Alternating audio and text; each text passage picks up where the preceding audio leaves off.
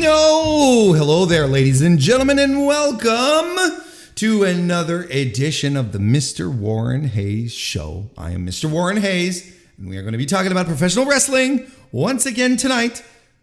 Recording this on March 21st, 2023. Gonna go down that great road of wrestling criticism, and we got some juicy stuff here tonight to go down with you. If you're listening to this on youtube.com/MrWarrenHayes right now, listen, thank you very much, and consider giving a like to the video and a subscription. Those things help out a great deal, help the channel grow, just as you can leave a 5-star review on Apple Podcasts or a 5-star rating on Spotify if you're listening to the audio feed, to the audio podcast version of it, right? Because that's essentially what a podcast is. It's audio. It's as you should be listening, right? Consider that. That's fantastic. Consider leaving some reviews, some ratings there. Again, it just helps. Tiny little things. They help out a great deal. And I thank you in advance. How about that? I've got, listen, we've also got things like the Mr. Warren Hayes Show Discord that you can join to continue to chat about professional wrestling. The link is in the description if you want to do that. And I've got a busy week coming up. Of course, I'll be back on Thursday per usual. You don't want to miss the AEW Dynamite review that I do on a weekly basis every Thursday. So that's actually a very good opportunity for you it's a good idea for you to subscribe to that, to the channel or to the audio feed so that you don't miss it. But then on top of that, I have a special edition of the Mr. Warren Hayes Show happening this Friday where I'm going to be breaking down the Jericho vortex. You know, this idea that people feud with Chris Jericho and they end up being sucked into this vortex, for lack of a better word at this point, where, you know, they never really come out looking better than when they started, right? So I'm breaking that down, and I'm not doing it alone. I'll be joined by Joe Lanza of the Flagship Podcast, we go through the exercise together. It was a fun, at this point, the show is already recorded. You just have to do some editing, bells and whistles and all of that. But it was a great talk with Joe. It's a fun show. I hope you check it out. That should be out this Friday. It's going to be some busy times.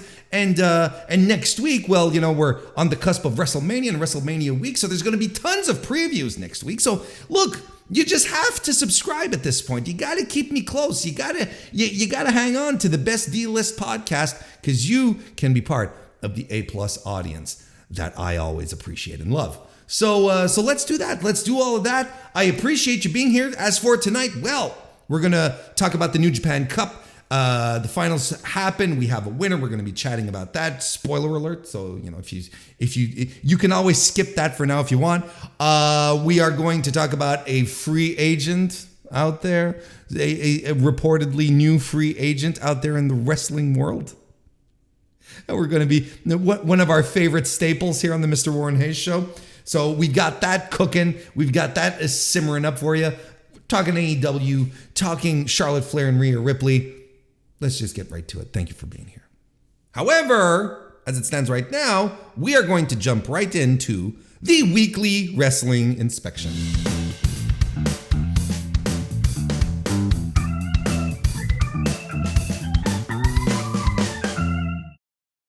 Oh, cut the music too quickly. I'm too excited. I'm excited. That's why I'm stoked. Stoked, I tells you.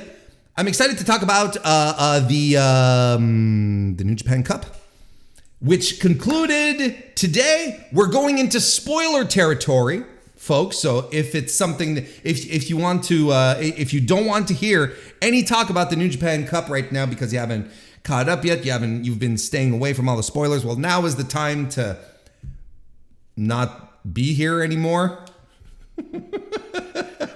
Or just fast forward to later. You can find the chapters in the bottom here without an issue if you're watching this on demand, of course. Our boy Sanada has won the New Japan Cup 2023 this year, defeating Dave Finlay today in the finals. Made it the whole way through, and both of these guys were actually first round participants. Neither of them had a bye. I talked about the bye situation not that long ago, which I don't understand, but there's people that I understand why they got to buy, others that I don't understand. I know, Kevin Kelly tried to cover for it saying, well, luck of the draw.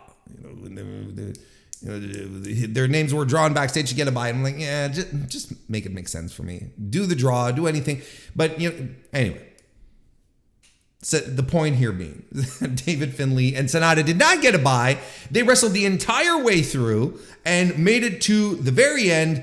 And for a good solid minute, I really thought Dave Finlay was going to be the guy who was going to do it. But no, they decided to do it with Sanada, who had an entire story going into this. I mean, New Japan doesn't do stories. Wow. I would have a tendency to disagree on this one.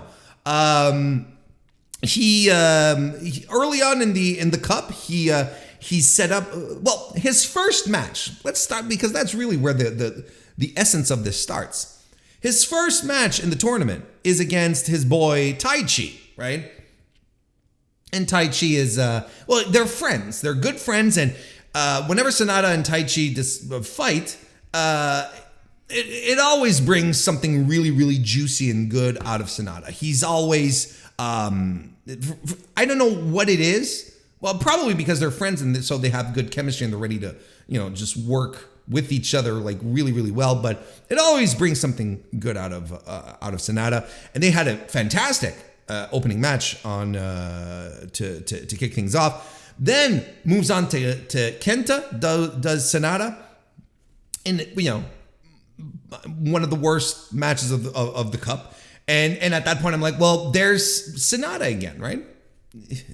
Completely uneven, totally uneven Sanada, where it's like sometimes he just shines and other times he's just like, well, what are we even doing, right? And this was the case here, and this leads him into, meanwhile, his LIJ stablemate Tetsuya Naito is winning his own matches. He had a bye, though.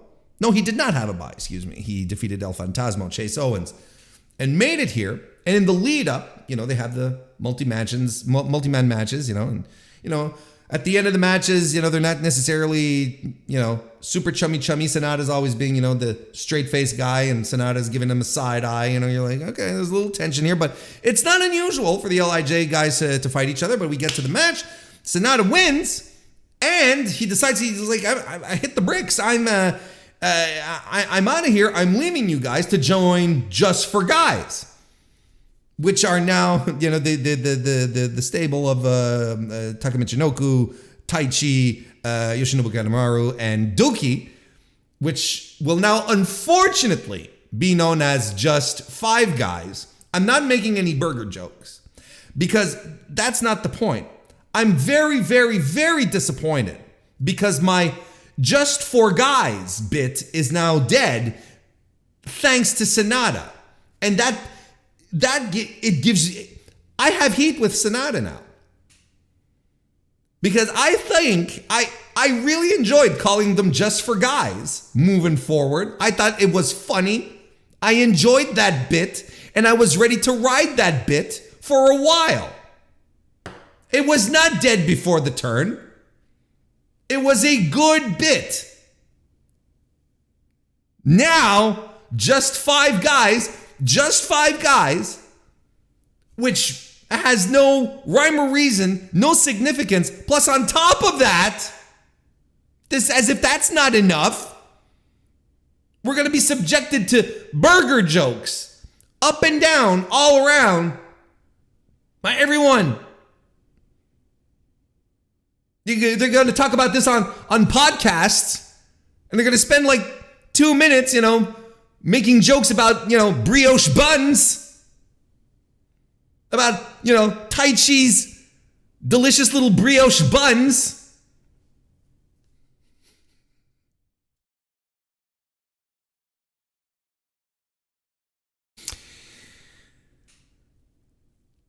Anyway, I'm done. It's a shame. There was a lot more juice to squeeze out of the Just for Guys bit. I'm sorry, there was. So he quits LIJ, which he had joined, and if I'm not mistaken, was on his debut. He had joined LIJ in 2016. So, yeah, Bushi and Naito at the time were Los Ingobernables de Japón, along with Sanada. And then he shows up on his quarterfinal match against Mark Davis, his semifinal match, I should say. The quarterfinals was with Sanada, but his semifinal match with Mark Davis, and he shaved all the goofy hirsute beard, got all the frost out of his hair. Stop with the jokes. And he's got a nice trim haircut, and I look at him and it's like, that's a handsome gentleman right there. Good-looking, handsome young man, strapping gentleman is this Sanada fellow. And now that he's joined just 5 guys, I find he seems quite motivated. You know, it motivated him to the point where he beat Naito, giving Naito his first singles loss in Corkin Hall in like 7 years or something. So from that point on, they have something big planned for Sanada, right? From that point on, it was like, okay, for sure he's reaching the finals. So I'm watching this and I'm like, okay, this was there was something great to come out of it. They have something in the chamber for this guy. I still thought David Finlay was going to win the cup, just because they were really pushing him hard on the other side of the brackets, with Gato cutting post-match promos every time to make sure that Dave Finlay got all the heat and so on and so forth. And their match was fantastic. I thought it was very, very good. But so Sanada pulls out a big win. He's been reinventing himself. He's been, dumping Skull End as a finisher, and going in with the modified DDT, and we have to stop calling it that, and we have to give it a name, because it's like a twisting DDT. Look, whatever it is, the modified DDT. Give it a name. Give it something skeleton related, so we can move on. So there we go. He's going to face Kazuchika Okada at Sakura Genesis for the IWGP World Heavyweight title, April 8th. But look, I'm going to tell you, the jury is still out for me in regards to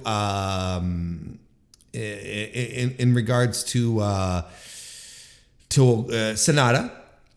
I am all for, and I think it's essential in pro wrestling, that wrestlers eventually reinvent themselves in different ways, right? Just like Mustafa Ali right now is reinventing himself as a very happy, positive guy.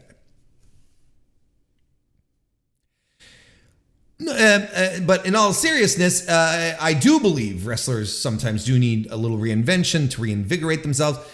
In LIJ, I think it's as a faction itself. If you're in a faction with Tetsuya Naito, who's one of the goats, Shingo Takagi, who's one of the goats, and Hiromu Takahashi, who is one of the goats, it's easy to be to fall into the shadow of some of these folks, right? And I don't think anyone can argue that. You could make an argument that Sanada was maybe third, I would say fourth fiddle in that group in regards to popularity, work rate, so on and so forth. I think there's something to be said there. Not the time or the place for the argument right now, but the point still stands. Sanada in that group wasn't a point of interest, right? And they've tried, excuse me, they've tried so hard multiple times to try to get Sanada over as a big time thing. And every time they tried it, Sanada got into his own way. I feel.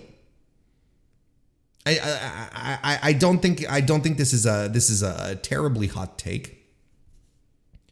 But this will not be Sanada's first match with Kazuchika Okada, right? And they've all been hit or miss. And every time Sanada main events, it's hit or miss.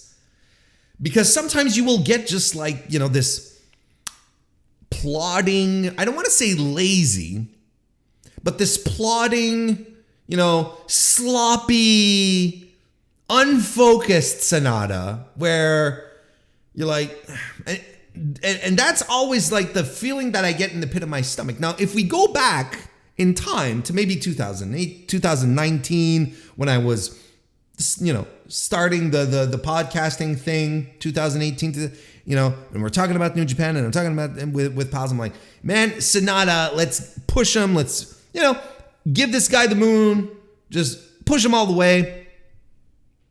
And it turns out that, with years, he's proven me wrong on that point. It's like, I'm no longer as gung-ho about a big Sanada singles run as I once was. As it stands right now, I'm like, ugh.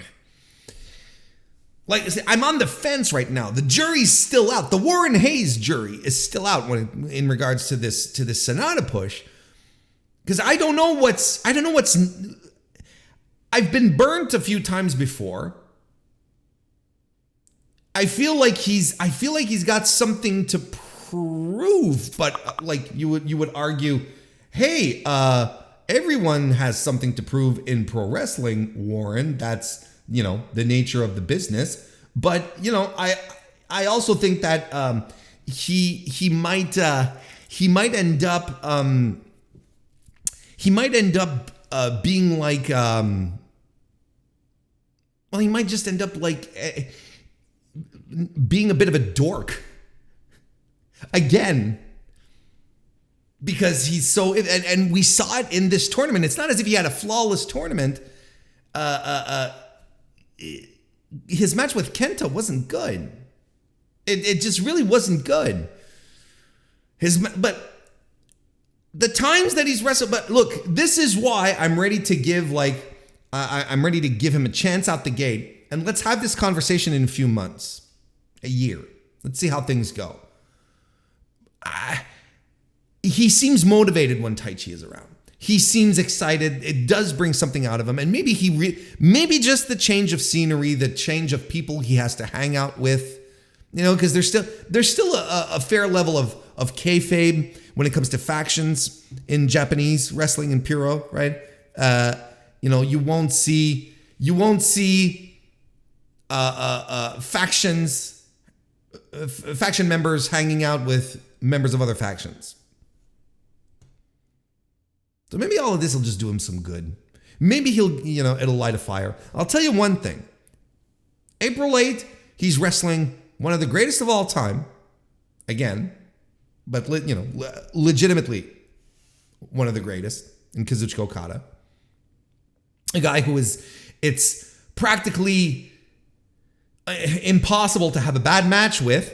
And if he doesn't shine with Okada in this new form that he has, this, now that he's come out of his LIJ chrysalis, I don't know what to tell you. Like, this match has got to, my expectations on him are very high at this point. It has to wow me.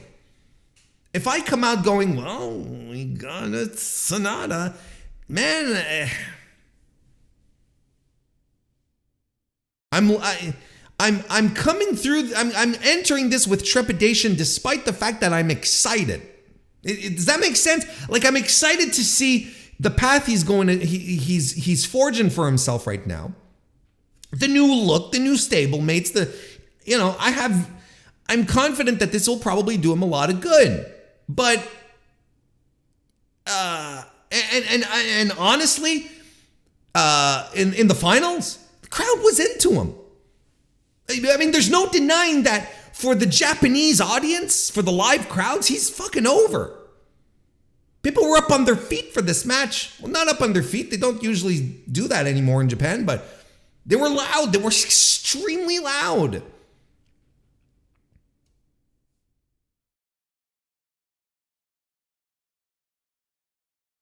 And here, like in the, this is probably something that's part of it as well, right? Is like he's joining just five guys for as a front man, right? He's not going to be, like I said, he's not playing third or fourth fiddle in this group like he was in LIJ. He's front and center. It's going to be Taichi and him in this group, even though Taka is going to be the mouthpiece apparently. Taichi and him are going to be the center. It's not going to be fucking Dookie. It's not going to be Uncle Nobu. Taichi and Sanada are they're the front men of this group.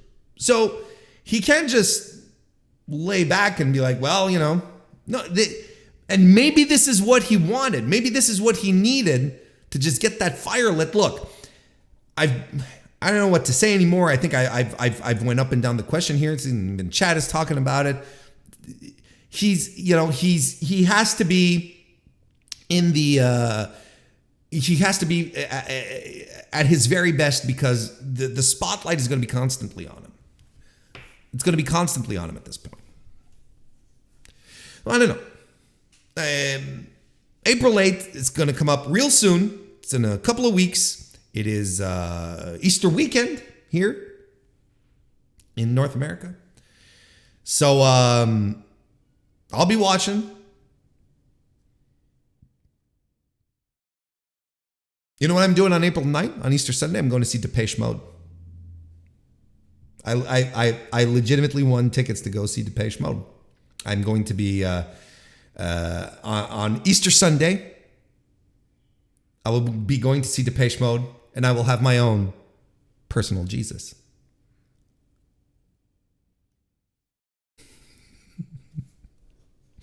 But back to the match, back to the finals.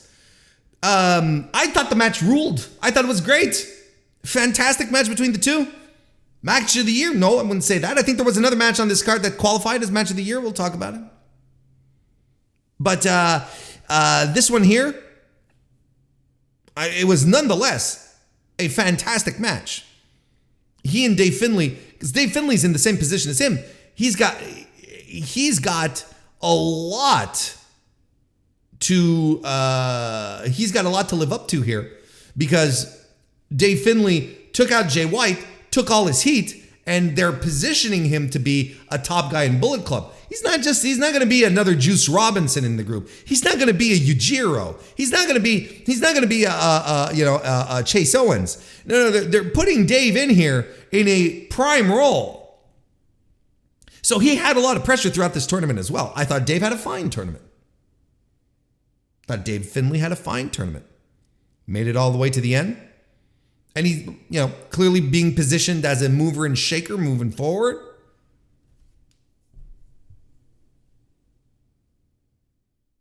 Getting the heat off Jay White, like we mentioned. And he's had some nice little moments throughout the tournament. His match with Ishii on night 2. We'll talk about that a little more, but just a lot of good stuff. Oh yeah. Now, the story they've been telling throughout the tour here was that he and El Phantasmo were sort of like at odds a little bit, because El Phantasmo didn't quite accept the way that Dave Finlay treated Jay White at his exit as Jay White left the company. El Phantasmo keeps bringing up this idea of it being a detriment, that the fact that there's a power that he's a detriment to the Bullet Club, that there's a power vacuum, right? because Dave Finlay is apparently positioning himself as leader, and ELP's like, well, he's not my leader, kind of thing. And we're perpetuating this story. This is going to keep moving forward here. But I kind of wonder, is ELP, is this feud with El Phantasmo, this little, should we call it a feud? Let's say these grumblings that are going on right now. These little burning things here. Is this going to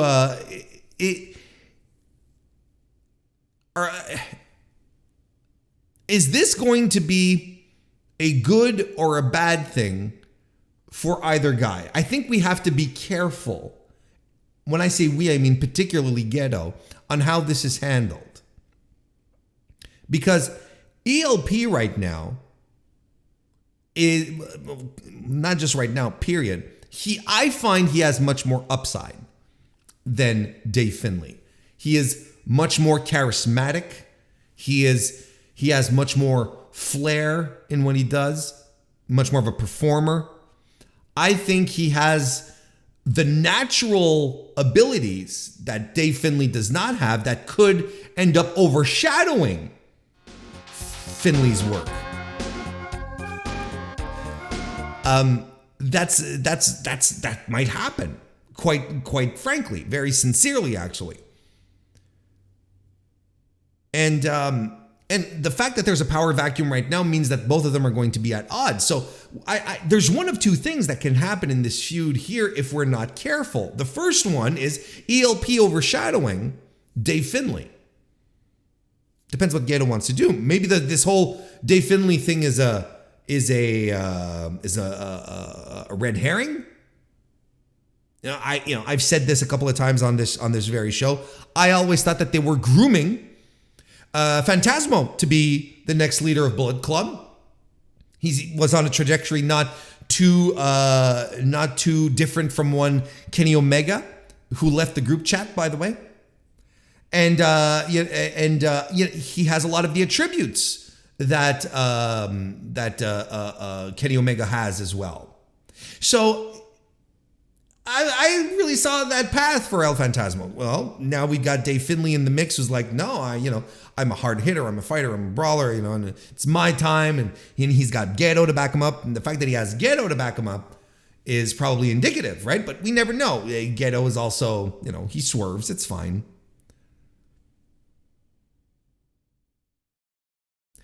It's interesting because then Finlay's push could end up being detrimental to El Phantasmo's as well, because Finlay, if Finlay's over pushed and established as this, this dominant force, because he didn't cheat his way to victory in the New Japan Cup. Like, Ghetto never interfered once in any of the matches. This was a complete departure of Switchblade and Ghetto.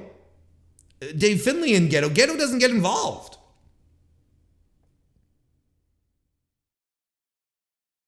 I think there might, there's a collision course on its way. I think that's inevitable. Look, Bullet Club is going to be, Wrestling Dantaku in May is the Bullet Club anniversary anniversary of their formation, right?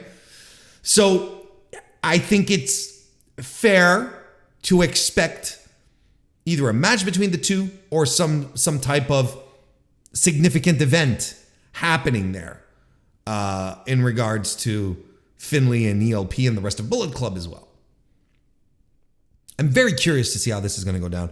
But, again, right now, Dave Finlay, ELP, they're tight at the hip. They're joined at the hip. And, yeah, booking has to be careful. If they over push a guy, it could be very bad for the other guy. So, again, let's have this conversation in a month. Not in a month, in a year. But we could have this conversation again in a month just to, refresh my memory and whatnot. But a good, very good finals of the New Japan Cup. Couple of other bits and bobs that I'd like to talk about that happened throughout the, just things that captivated my attention. Mark Davis captivated my attention.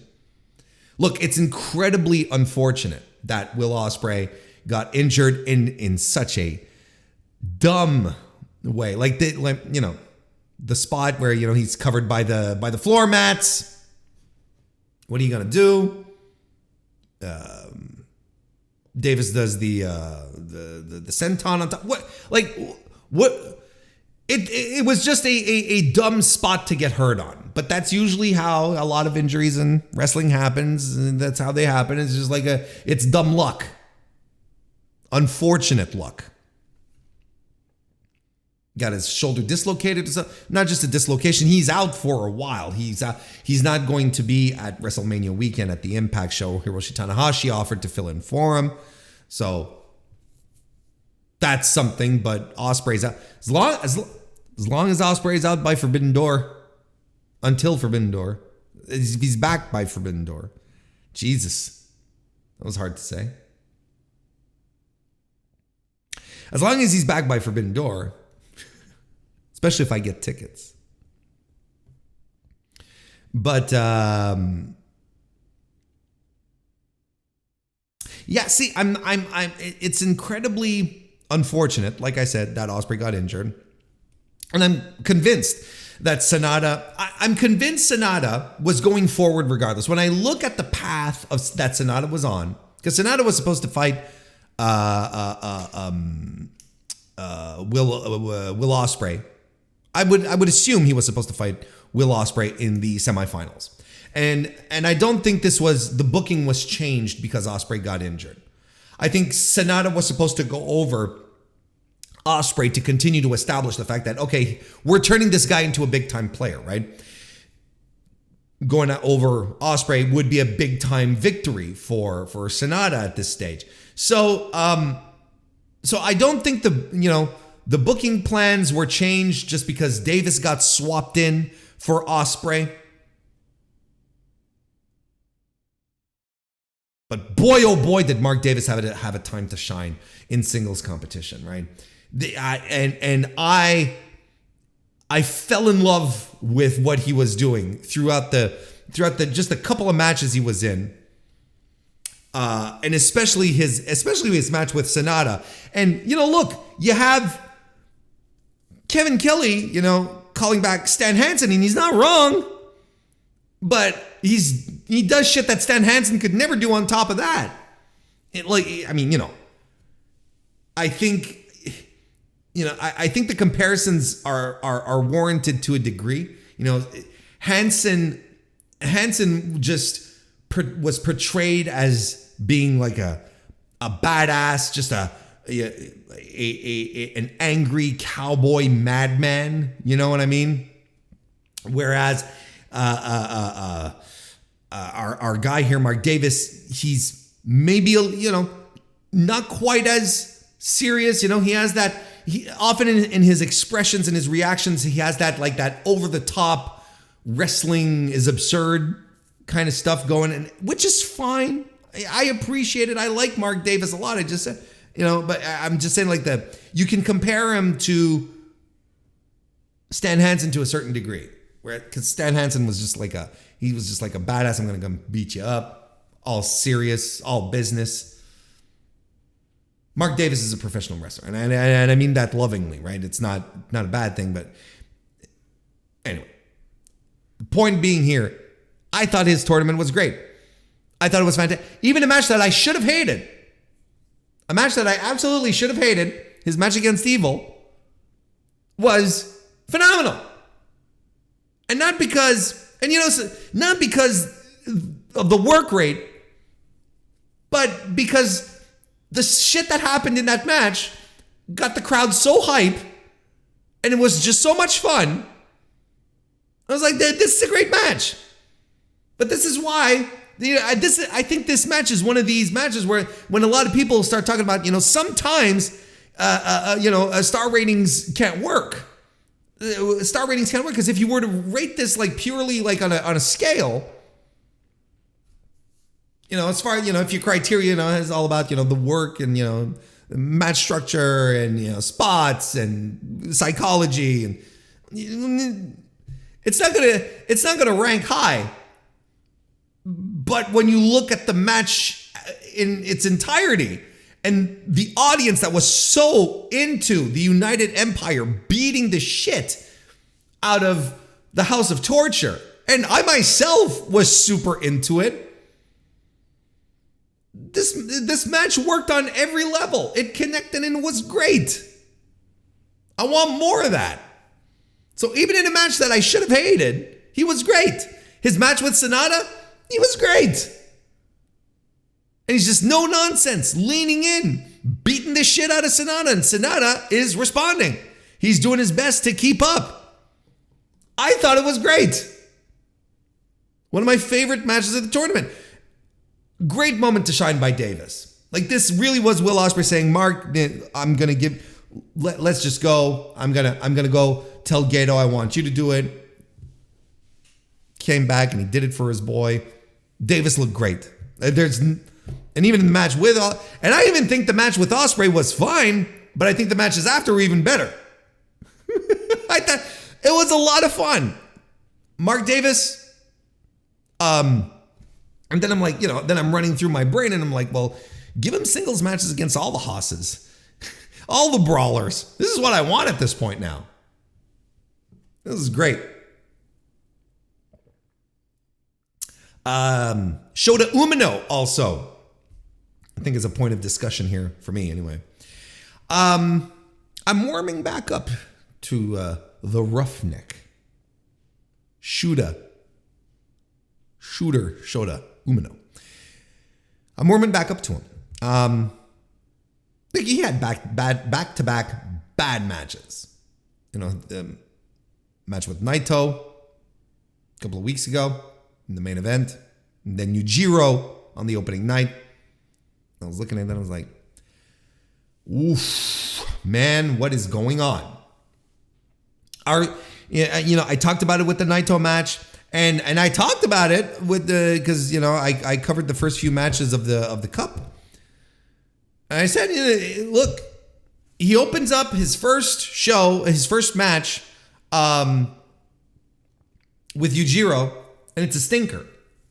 Now, chatting with people, they're like, yeah, but what are you going to do with Yujiro? And I'm like, well, fair. I know you're not going to get the 5-star classic. Not even, if you make it to 4 stars with Yujiro, you're a genius. But it was bad. And I understand that Yujiro is he's a sack of potatoes.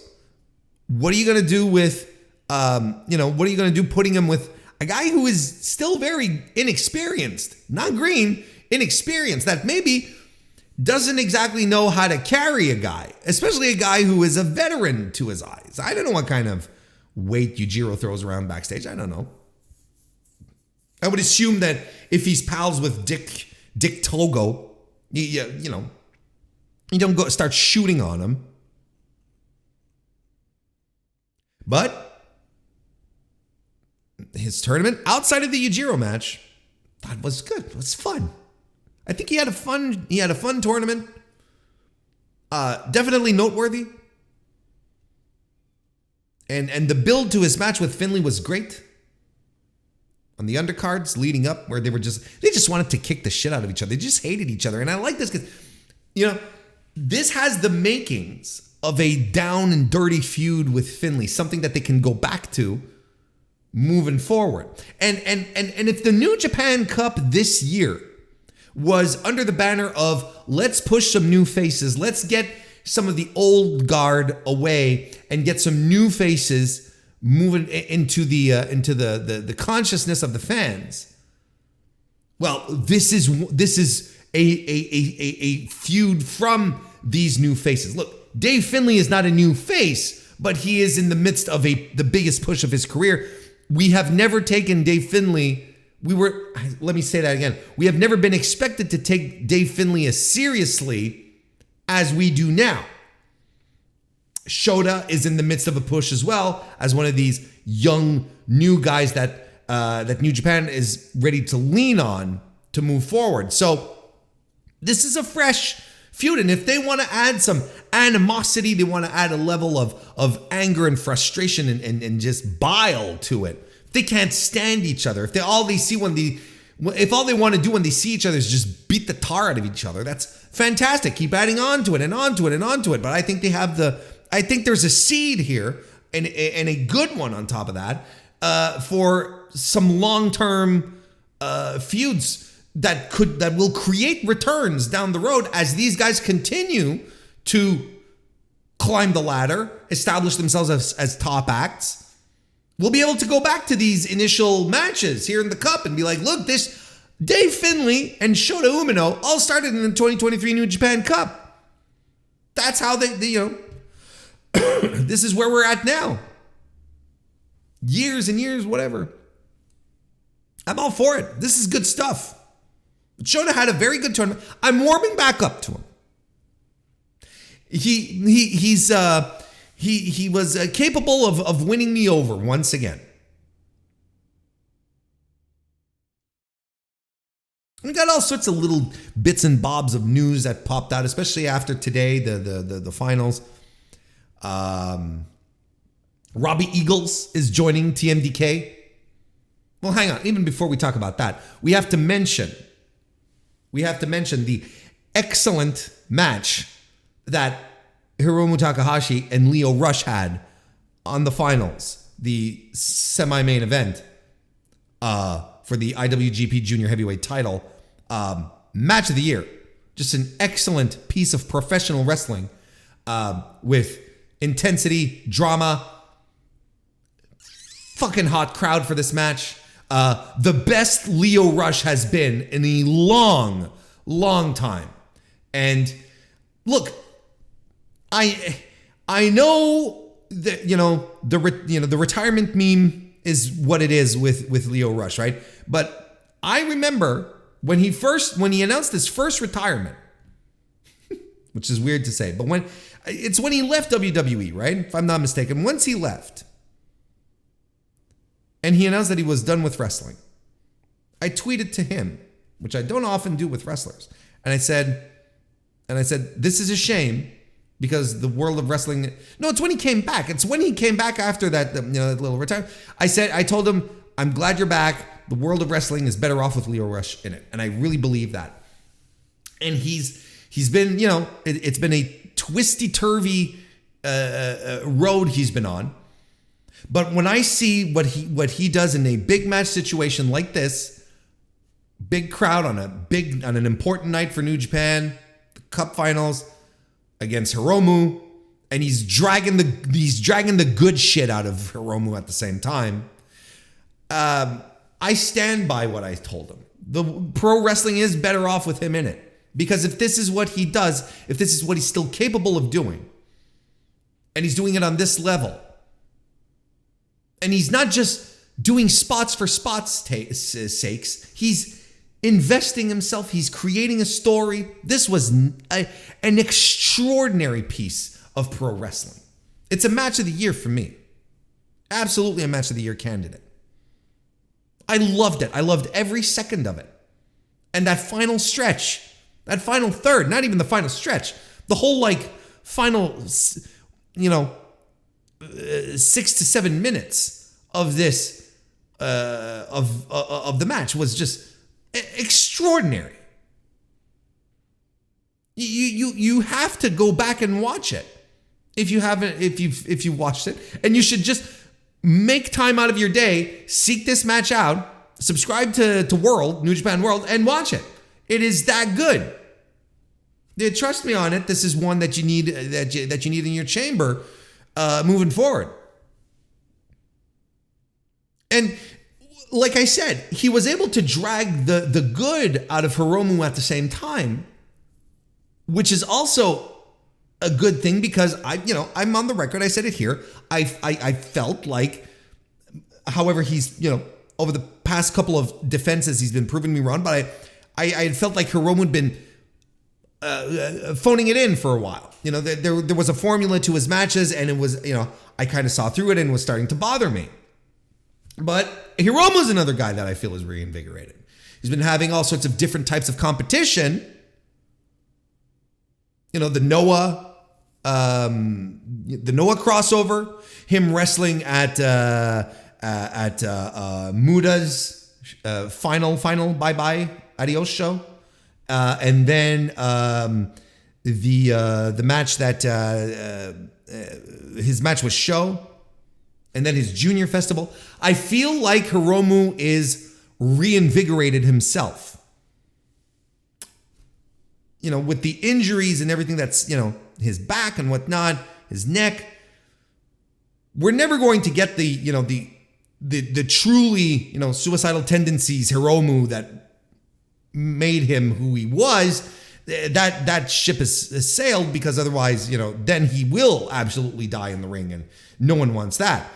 But if he's adapting his style, he's trying out something new, and what we got in this match here was exactly that type of Hiromu. One that still has that daredevil edge to him, that irrepressible energy and just fiery charisma that he has against an opponent that knows how to bring the best out of him. It was just that good. It was just that fucking good of a match. Again, you have to seek it out. You have to find it. You have to get it. You have to watch it. So, but outside of that, at the end of the match, you have Zack Sabre Jr. coming out, and he says, "I have a member of TMDK, the newest member of TMDK, who's going to come out here to challenge you."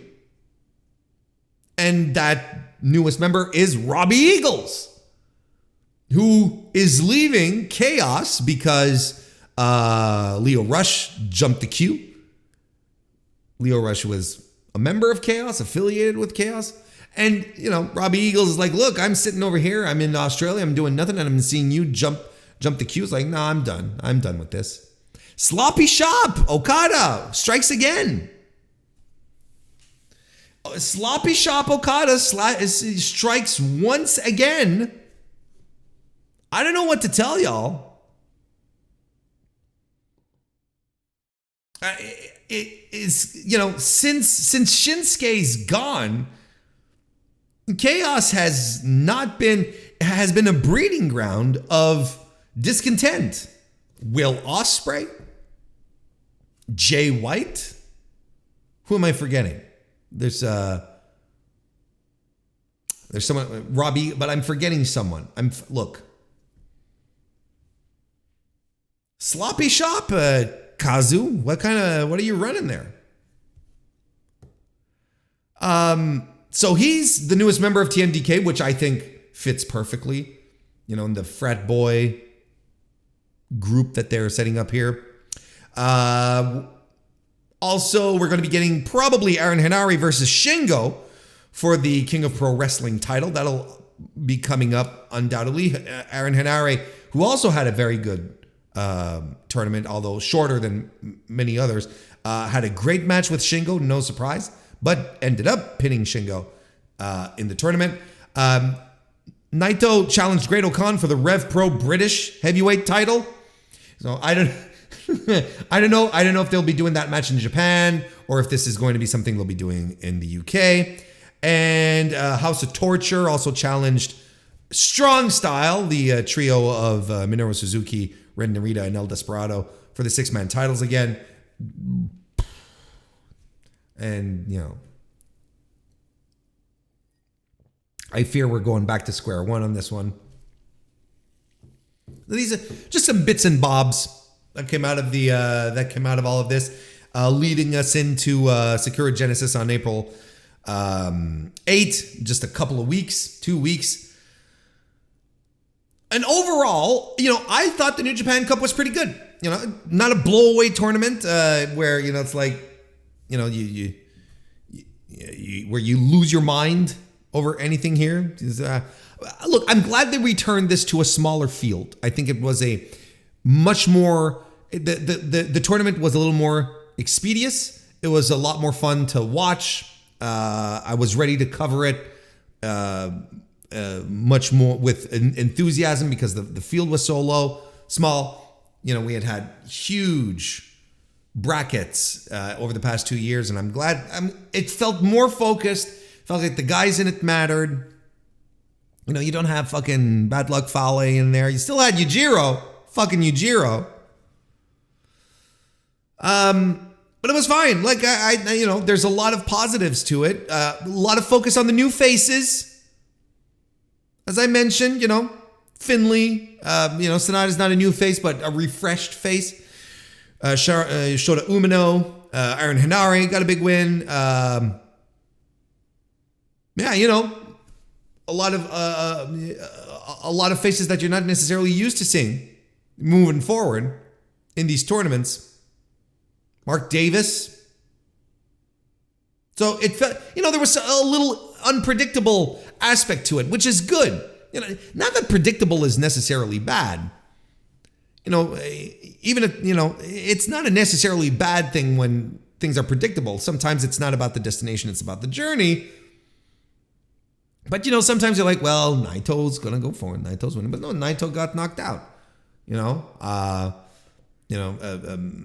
Shingo got knocked out in the first round. You have Aaron Henare moving forward. You have, Mark Davis being a surprise here.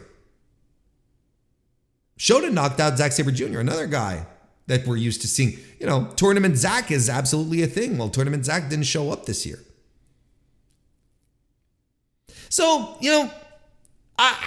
this is going to be my main takeaway. A little more focus on new acts, new faces.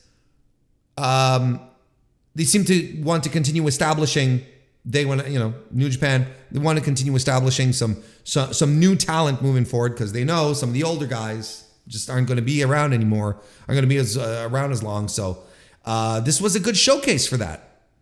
And I think the fact that the tournament was so short, it helped preserve a mystique for those who did go forward and didn't have to wrestle 2 or 3 extra matches. A lot of them were able to get through perfectly. Some recommendations? Would you like some recommendations to watch? I say Sonata versus Taichi on night 1. That was, I think everyone who watched the tournament agrees that it's one of the top 3 matches of the entire tournament. And started off on night 1 on a hell of a strong footing. Dave Finlay and Tomohiro Ishii on night 2, which was a lot of fun as well. The Aaron Henare Shingo Takagi match on night 4. Shingo loses. Spoiler, I already said it anyway. But Henare had a hell of an outing here. And this is a guy that they could really bank on if they really wanted to. He's improved so much, and his moveset is so good. And of course, he shined with Shingo, but everyone does because Shingo's an MVP. Shingo's one of the best in the world. He's extremely generous with Henare, who just gobbled up every... It's not just a question of he made him look good. Henare took every opportunity that Shingo threw at him in this match and devoured it, made it his own. It was great. Will Ospreay versus Mark Davis was also a lot of fun. Shota Umino versus Zack Sabre Jr. on night 8. In this aforementioned top 3 matches, in my opinion, of the tournament. The Mark Davis versus Evil. In fact, all of Mark Davis's tournament. His match against Evil on night 9. His match against Sonata on night 11. Just great stuff. But again, just to remind you, the Evil match is not there for your work rate, but it's just too fun. It's too much fun. And the crowd was into it, which made this match feel even more special.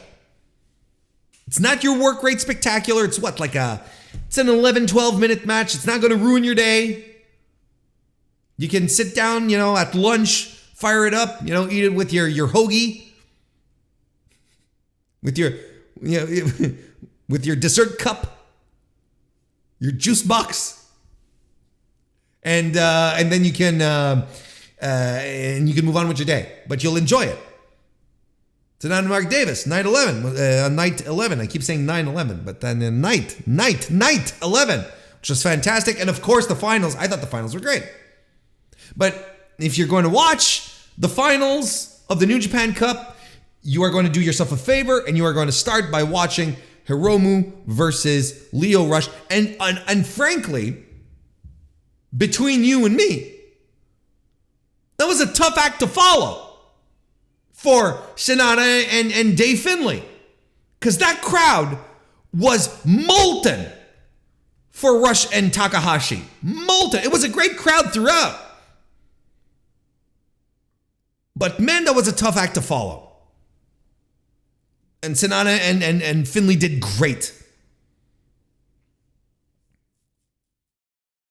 Anything we should avoid, Warren? I'm glad you asked. Shota versus Yujiro on night 1. That's a stinker. Sonata versus Kenta on night 5. They decided to, they figured it would be a good idea for these two guys who I believe are unable to have a good match against each other. Because I'm trying to think back at the last match that Kenta and Sonata had against each other. Was it in the G1? I don't remember. But I do remember going, this match stinks. No, it was in the TV title tournament. The New Japan World TV title tournament. And I was like, this match stinks. It was one of the worst matches of the tournament. It's one of the worst matches of the tournament here. The only difference is that during the TV title tournament, the matches had a 15-minute time limit. And now in this match here, on night 5, they went 30. That's insane. Do not watch that match.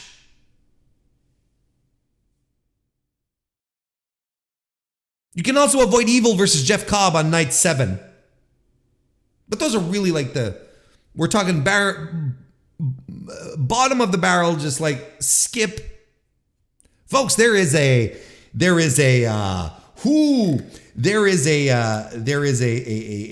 big news. There's big news. A big free agent has now been released into the wild of pro wrestling. You know, we're out there now, up for grabs, you know, ready to accept the biggest offer out there. Reportedly, our boy, Bill Goldberg, is a free agent now that his WWE contract has expired. Oh, Nelly. Let's find out what's going on here via the fine folks at Figure 4 Online. Goldberg is reportedly a free agent. Fightful Select reported on Monday that Goldberg's contract with WWE expired at the end of 2022 with no deal being reached to renew or extend it.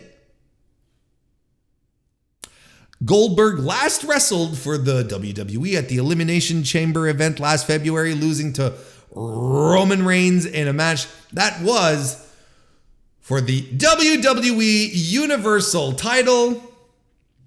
And then we get a little background here. After a long period away from the ring, Goldberg made his return to WWE back in 2016, facing Brock Lesnar at that year's Survivor Series event.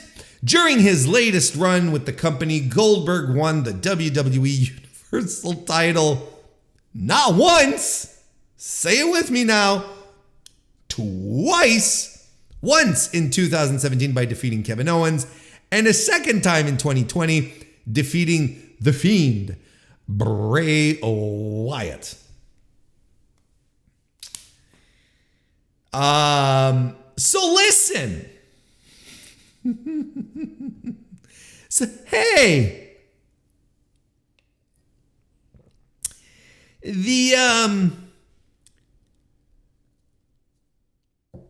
Goldberg is gone. He's out. He's not gone. Here's the thing that bothers me, right? Because of course I was tagged multiple times in the story. People, reached out to me. Did you see the news, Warren? Did you see the happy news? It is what it is. I will note that we are only talking about a contract expiring, right? So whatever contract he had was probably part Legends in there as well. You know, he just gave it up. He's just like, hey, you know what? I'm good. We're done. You know, and you know, again, it is what it is. But we'll notice that he's not talking about retirement. So I'm not, I'm not celebrating anything. There's nothing, there's no champagne to be uncorked. You know, we shouldn't be like heading into the streets with our vuvuzelas, streamers. He's still around. And knowing Goldberg, right? Not that long ago. I'm not going to pretend just because I don't talk about it on the program. I keep abreast with all things Bill Goldberg because he is a tumorous mass on the business that you have to make sure it doesn't grow. It can't expand and begin to take root into the business in 2023. We have to keep an eye on it. So I'm keeping an eye on him. And he had an interview recently where he's saying, I am owed a retirement match. Those weren't that his exact words? Hang on a second. Let me pull this up here. Goldberg owed retirement match. Isn't that the exact words he said? He says WWE owes him a retirement match. He said this in an interview with Sports Illustrated. Quote, you never say never, especially in wrestling, and they owe me one. Speaking about a retirement match. They owe me one. That's all I can say. I made a deal with the devil and I did my job and they owe me a retirement match. You made a deal with the devil out of your own free will. Now, if the devil turns around and say, hey, I'm not going to give you your retirement match, you said it yourself. You made a deal with the devil. Usually, typically, historically, in a literary compunction, you are not, if you make a deal with the devil, you are not getting what you are supposed to receive. He's going to try and screw you out of it because it's the devil. So if anything, this is making sense to me. I made a deal with the devil. They owe me one. No! If you thought the devil was going to give you a retirement match, you're as dumb as you look, Bill. The devil never pays up. He'll always screw you over. So does WWE owe him a retirement match? I don't care. I don't think the wrestling business owes Bill Goldberg anything. The pro wrestling business owes nothing to Bill Goldberg. This is a man who took and took and took. It's a guy who started training, who decided to go into wrestling as a plan B because he got hurt. Couldn't play football anymore. It was like second best. Got pushed too early. Was surrounded by some of the greatest finessers in the business. Hogan, Nash. So he followed suit, listened to them. Didn't realize how great of an opportunity he had. Thought he was special. Until he got exposed again and again and again. People got wise to it. Sure, he drew a lot of money. Can never take that away from him. Brother drew a lot of money. What did he do for the pro wrestling business outside of making money for himself and for a company that eventually flopped? What did he do? What did he give back? When he returned, he took the title away from Kevin Owens. Every time he came back, it was to fight dudes. Fight for the title. Of course, to fight dudes, but to fight for the title.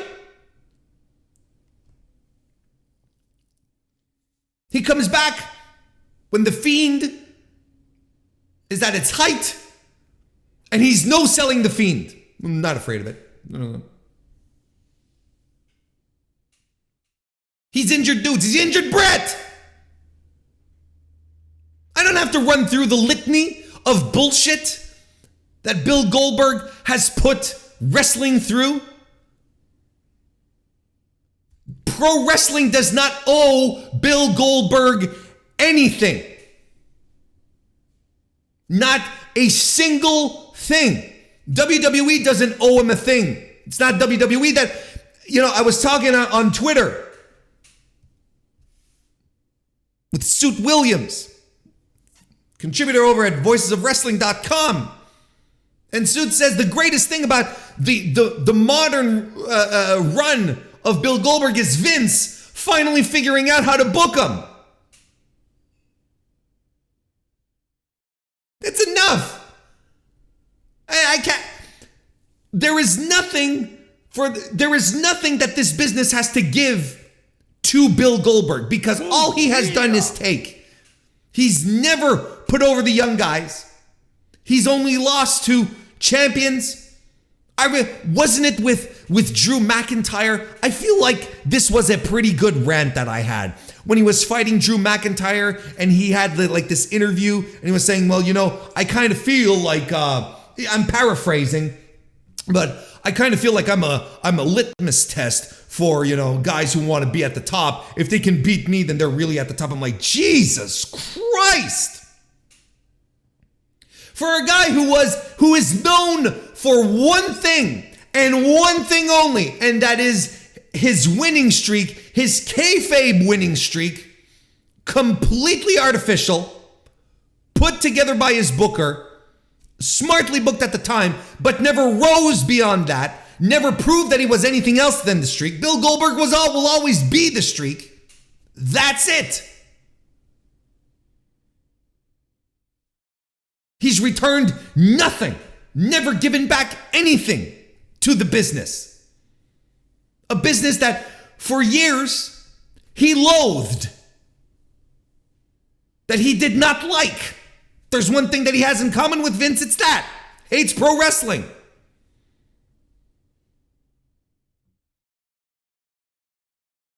He can hit the bricks. He's a free agent now. Tony Khan tweets today in a glorious troll fashion that he says that he's paying attention to Bill Goldberg's free agent status. Of course he's paying attention to it. But I will be goddamned if I see Bill Goldberg on AEW television. I will flip.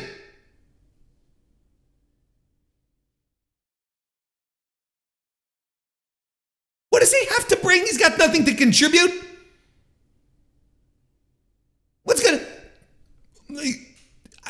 What is going to happen? Jack Perry's going to come out and say, well, what a great opportunity to sit under the Bill Goldberg learning tree. Fuck off.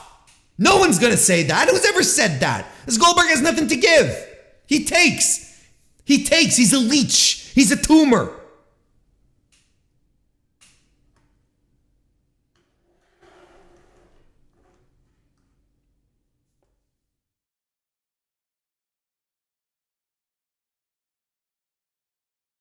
So he's a free agent. To be completely honest with every one of you right now, you know what I think that the trajectory is here? He is going to have his retirement match. But I would not be surprised in the least that it takes a couple of years and that it's put on by Conrad Thompson puts it on. He promotes it. All of them, a bunch of Goldberg's friends all work for Conrad now. Conrad drew a great house for the Ric Flair retirement. He'd draw an even bigger crowd for the Goldberg one.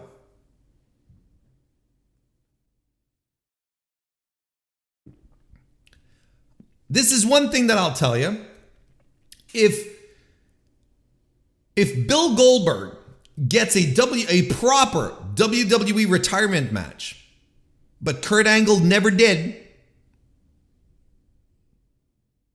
It will continue the narrative that pro wrestling is broken beyond repair. So I hope he stays as far away from anything pro wrestling related as possible. I do not want this. I do not want this on any television that I am forced to watch. Bleh, bleh. Goodbye, Bill. Words. Don't forget, everyone, especially if a lot of you are joining in right now. This Friday, we're talking the Jericho Vortex, the so-called Jericho Vortex, where we break down each of Chris Jericho's feuds in AEW to see if the people he feuded with are in a better or a worse position than when they started. And I am joined by the flagships Joe Lanza to break all of that down. It's in the can. It's recorded. I'm excited for y'all to hear that. It's happening this Friday. Subscribe. Do the bell gimmick. Do the whole thing.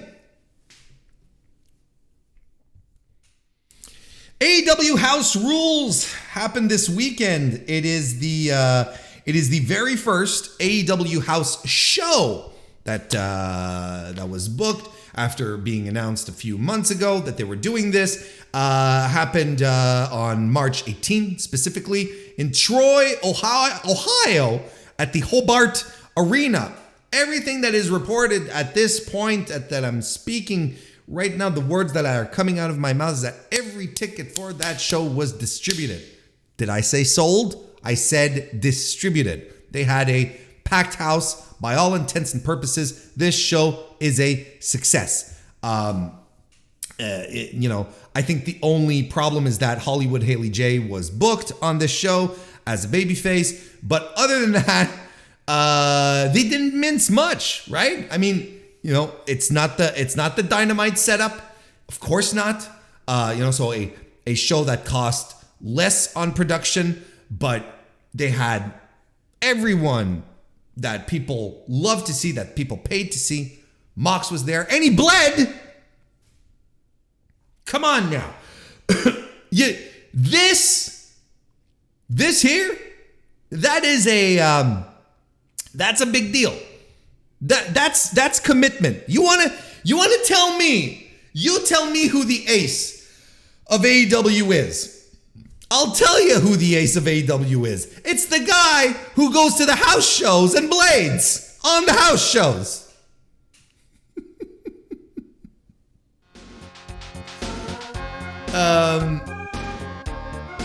Britt was there. They even brought out Hook to big reactions. Ruby Soho was there. Powerhouse Hobbs defended the TNT title against Christopher Daniels.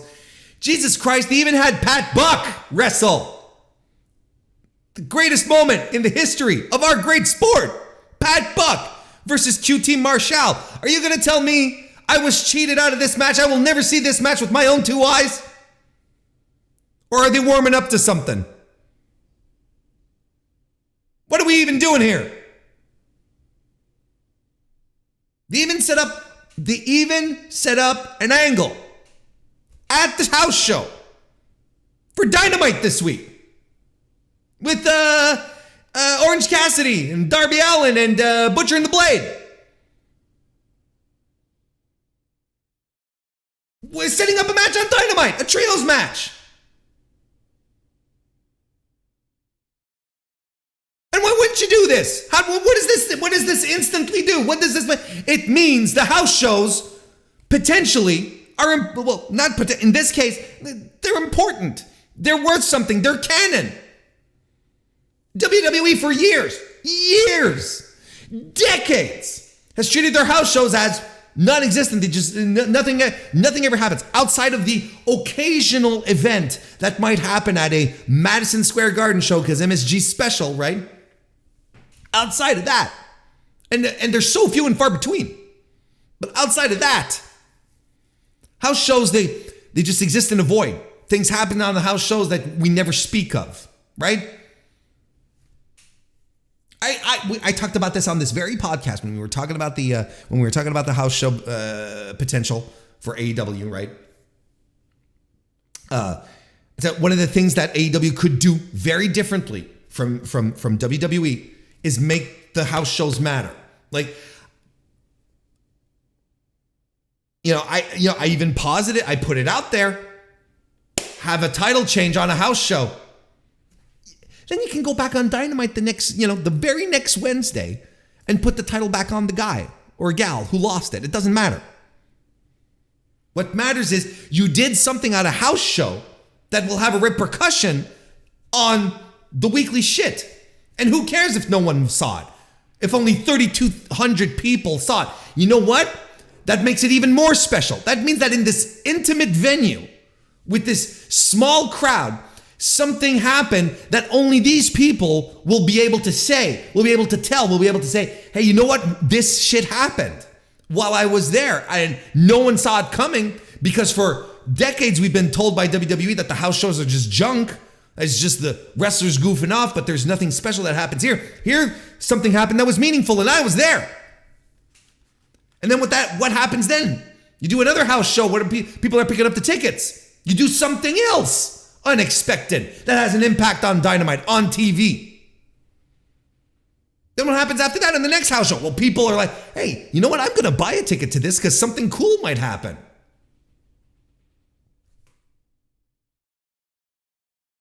Keep bringing that up. You're bringing that up.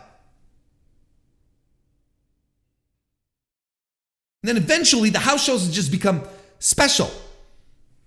And the audience, look, you could see with the clips that were being shared by the audience and by, Tony Khan himself, because, they had camera crews there, not like full TV production. Again, documenting the thing, you had camera crews there, putting things out on Twitter. It's perfect. That's what he should do. That's what he should do when building this house show business. Is putting it out on Twitter. It's like, look at the party that we're having on a Saturday night. Look at how cool this is.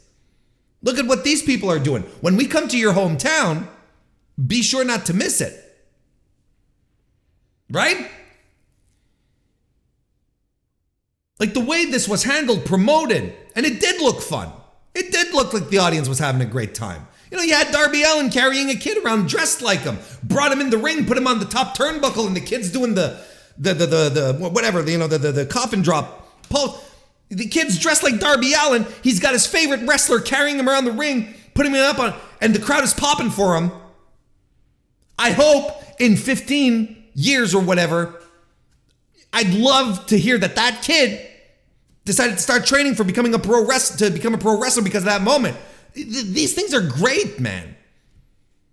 And the wrestlers were said, it was said that, the wrestlers were saying that, the atmosphere was so much more chill. Everyone, there was a party atmosphere backstage. Everyone was in a good mood. The smaller venue, the intimate setting, everyone loved it. Good for morale.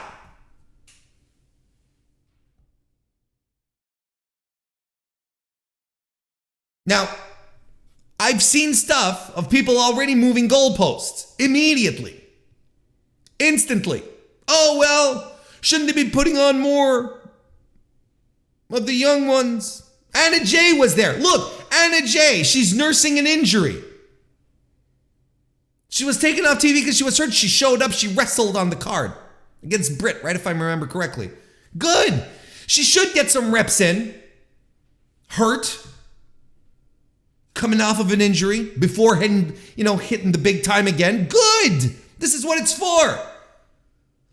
But already I see goalposts moving. It's like this is their first fucking house show.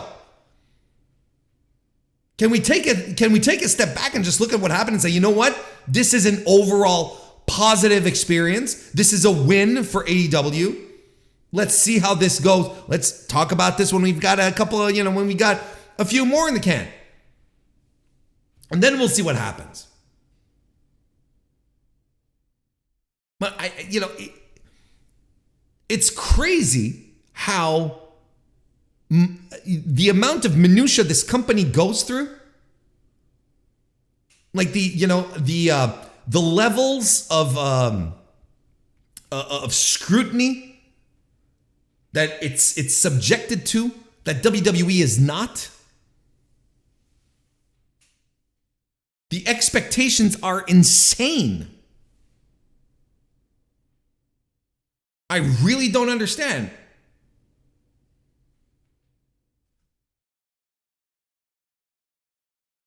But look, as was said in the chat, this is a big win for Double J, Jeff Jarrett, their director of house shows or whatever. I forget his title.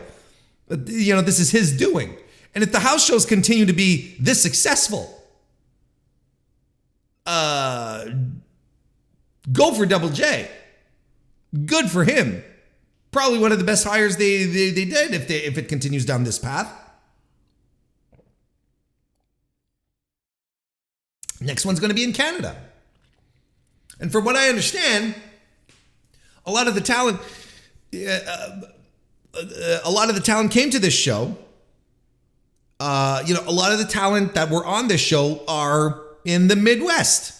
It's people who made it to the show who are based out of the Midwest, right? So you didn't have the Young Bucks. You didn't have Kenny. You had Mox. You had Britt, Cassidy. I'm not saying that all of them were from the Midwest, but these are standouts. Is Pittsburgh the Midwest? Well, I don't know. The point being is that a lot of these people, they weren't required to be there, right? It wasn't like they weren't forced to have their contract, in their contracts, where they have obligated dates. These were not part of these obligated dates. They showed up because they wanted to, probably got paid, but because they wanted to. They didn't have to.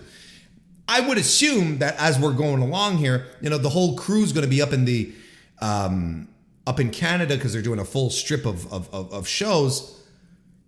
They'll probably maybe a more diverse crowd of people from everywhere is what I'm trying to say. Whereas when you if they start doing house shows out on the West Coast, well, then maybe, you'll have the Bucks, you'll have, the California crew, the California-based wrestlers who'll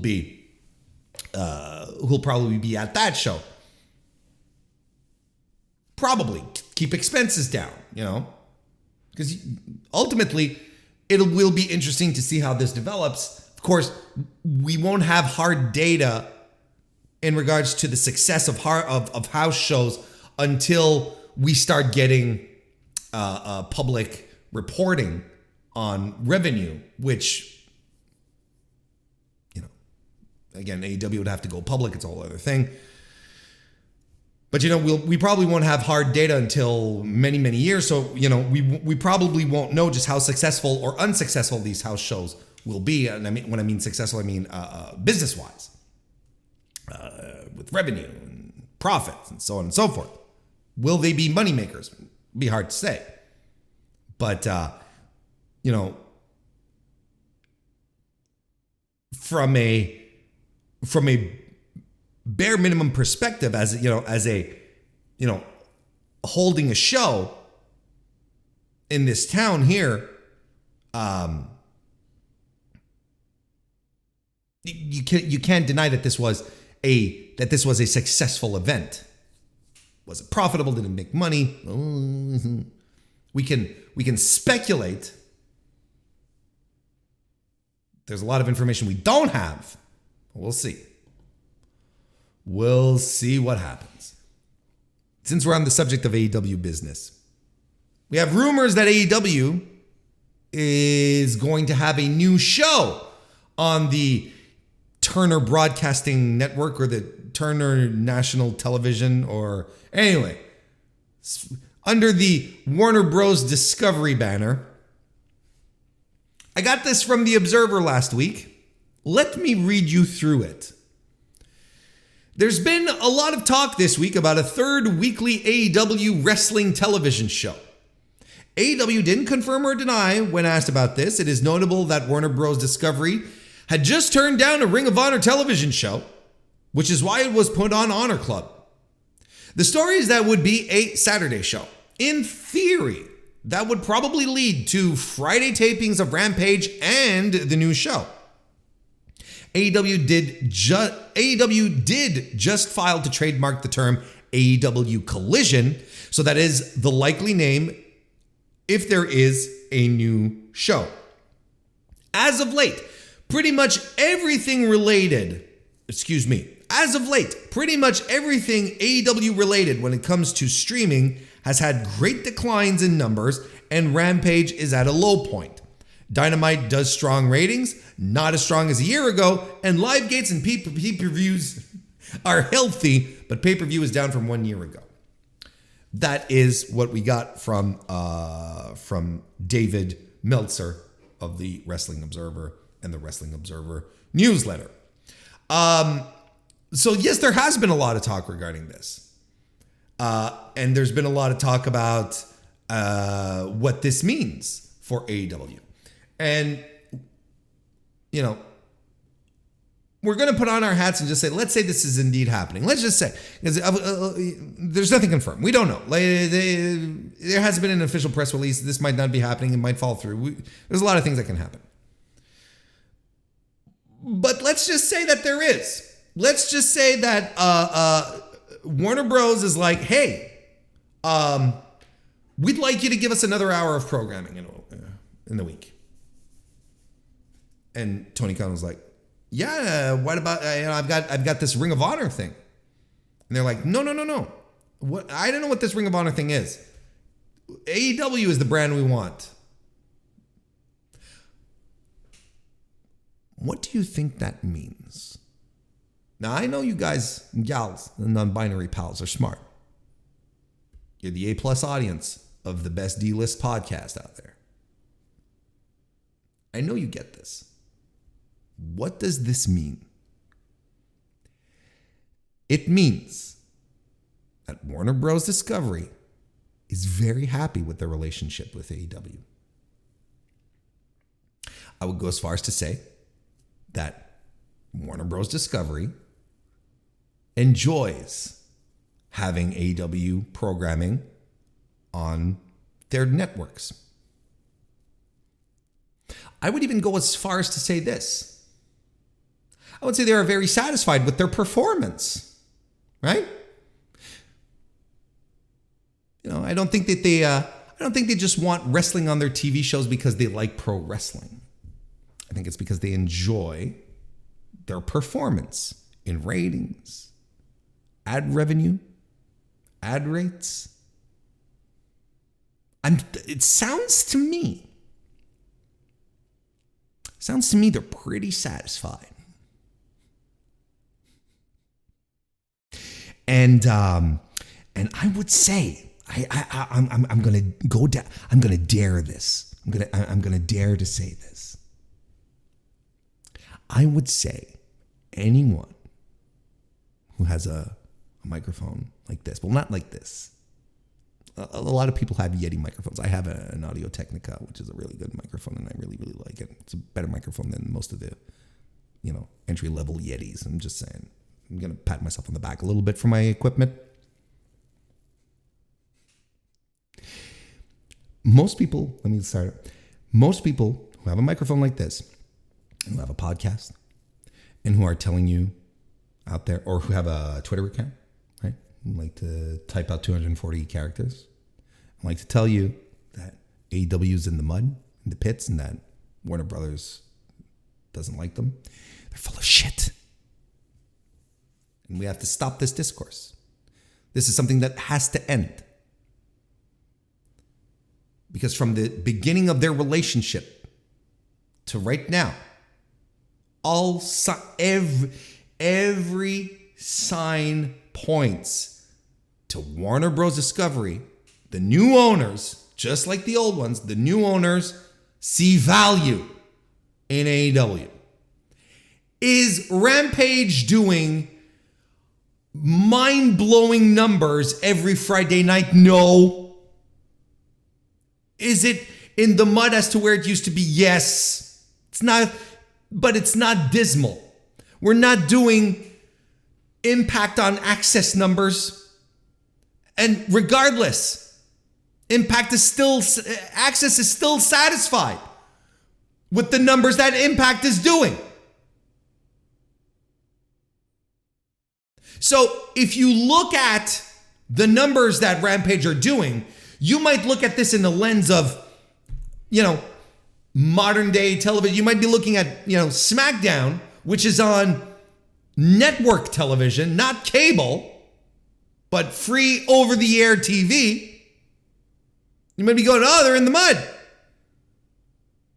Instead of looking at the big picture and thinking, well, what is a good rating for a cable network on a Friday night at 10 p.m.? Clearly, the numbers that Rampage is pulling are good enough for the boss to say, yeah, this is good. Because here's another bit of discourse that I've been hearing. If Rampage would be doing better numbers, TBS would give them another time slot. And I don't understand this logic. What is this logic? As if it's a punishment to be on at that time? Is this it? Or is this where TBS needs this type of programming, this type of ad rates? Maybe this is exactly what they need on a Friday night at 10. Maybe they don't want to be number one. Maybe they don't need to. Maybe they just need to sell the appropriate ads. And maybe they're getting exactly what they need. This is what a lot of fans don't understand, because we're still caught in this mentality of a Monday Night War, where we're clearly head to head on a Monday night, two companies doing the exact same product, trying to make it, trying to outdo the other because they want the bigger rating so that they can sell more ads, get a better ad rate. This isn't it. It's crazy how much the business has changed. But people still act like it's 1997. I'm not going to sit here and defend, and tell you Rampage's numbers are out of control, crazy good. But what I'm saying is the nuance here is clearly they're not upset about it. They think Rampage is fine there. And it's not just, we're going to move Rampage to another time. It's more like, we are going to give you, AEW, another hour of programming. Give us another 60 minutes of show of your pro wrestling content. How does that not translate into a positive? How does this not set the table for Tony Khan to renegotiate this year, to renegotiate a raise?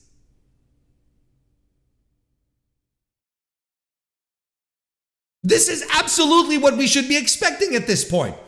Warner Bros. Discovery giving AEW more money for another 3 to 4 years. It kind of seems obvious to me. And I don't know how anyone is spinning this down, saying, well, I don't know. I don't know how anyone can see this as a bad thing. Other than, complete ignoramuses or bad faith operators. It's either or. And here's the look. You've got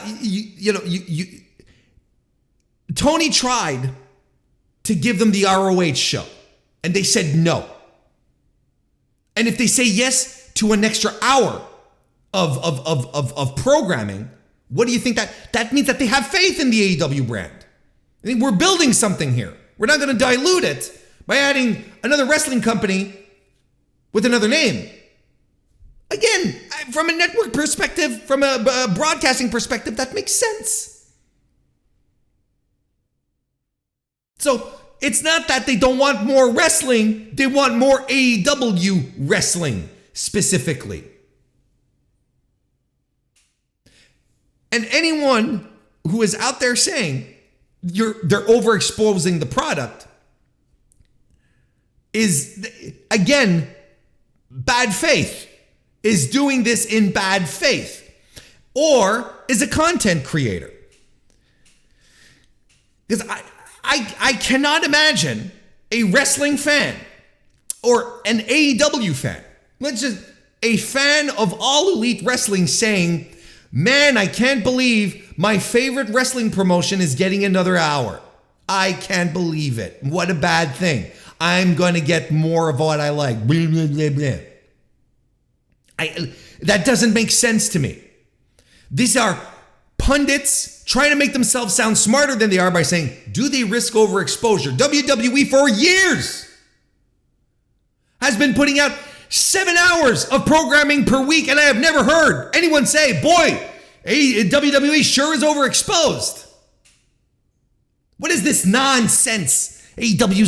I'll tell you what it is, and it's the exact same people I'm convinced who complain that AEW pay-per-views are too long. It is a content creator problem that they're putting out there to try and make it into a real issue, a hot button issue, to the point that when you have the fucking media scrum, you have, or the pre-pay-per-view call, you have wrestling media saying, well, how do you feel about a shorter pay-per-view, not as many matches?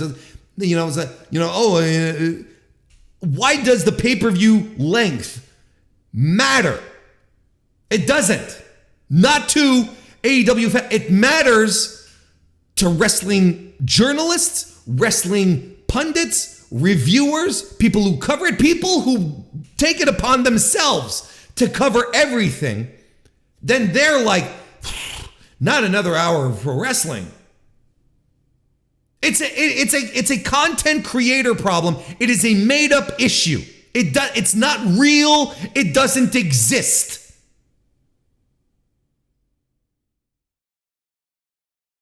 I would dare you to find me an AEW fan that is absolutely upset at this. Maybe some reservations, maybe one having some logical thoughts about, well, what kind of talent are they going to put on there? Will they be able to maintain interest, over an extra hour a week, which is a fair question to ask, but it's not overexposure. It's a fair question to ask. Rampage already feels like a B show. What's going to end up with this show here? Like, these are all logical questions, but all have answers, all have, or at least solutions that you can come up with. Overexposure is a stupid argument. And again, it is strictly a content creator problem, does not apply to fans who just watch whatever they want, whenever they want. It doesn't. No one thinks about that except people like me, but I don't have an issue with it. I say, bring me more wrestling. Give me more choice. Give me more stuff to watch. Entertain me. I love wrestling. Give me more choice. I am able, at this point in my podcasting, I don't say career because I don't make a living off of this. But since I started podcasting to this point, because there is a greater variety of pro wrestling now than when I started, I can cover what I want. I can cover what I feel like covering. I don't feel beholden to absolutely have to watch stuff that drains my soul. So yes, give me more choice, please.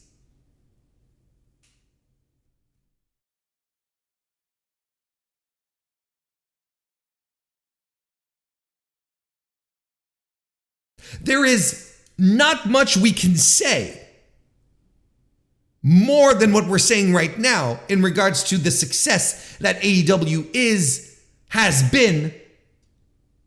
This is good stuff. This is good shit, pal. It is good news for AEW. And I will continue to maintain.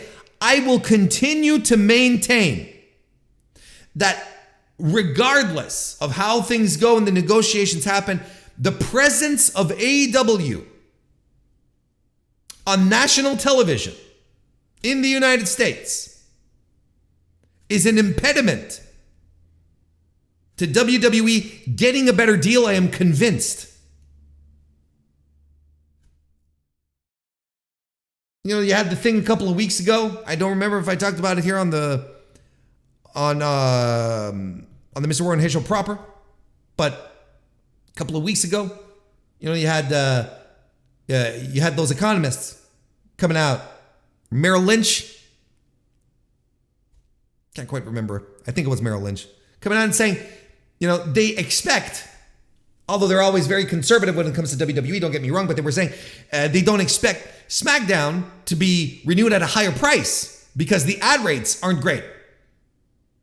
Because ultimately what they were saying is that Fox is overpaying for SmackDown. Now, I posited back then, and I'll say it again, it is entirely possible, but not a certainty, but it is possible to look at the WWE's competition, AEW, who is being sold licensed at a fraction of the price of WWE and is being successful, not drawing as big ratings, but interesting, good ratings, always being in like the top 5 on the, you know, on Wednesday nights in the demo, which is critical. Always at least in the top 5. Most weeks anyway.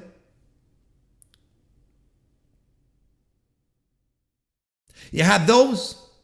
And you look at, and they cost a fraction of the price, and they're getting ads in. Probably making some interesting money for the network. Probably making good money. Whereas WWE, which positions itself as a premium product, sold at a premium ad rates, but are not making the money back. I think it bears to imagine that people negotiating around the table are looking at AEW, and I'm not saying Fox is like, we should consider picking up AEW. That's not what I'm saying. But they're looking at what's happening on the other side of the fence, and they're like, Nick, Vince, you're not making us money, and you got these guys over here, they're making a fraction of it. They're not making as much money, but they're not losing money for the company.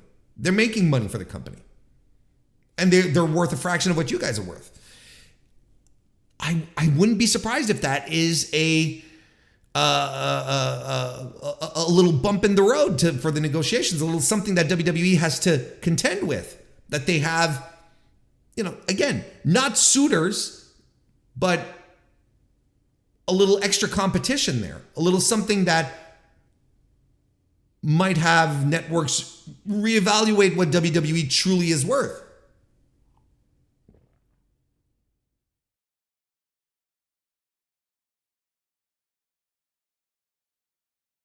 Between that and the house shows,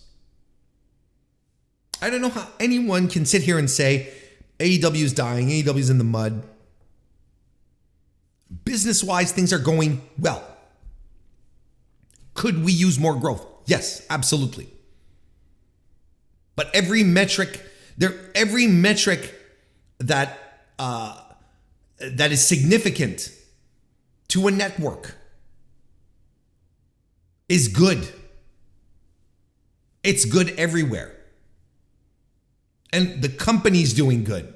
Filling out house shows. Live events are good. Pay-per-view buys, still very good, still healthy. A lot of people are excited to ring the death knell.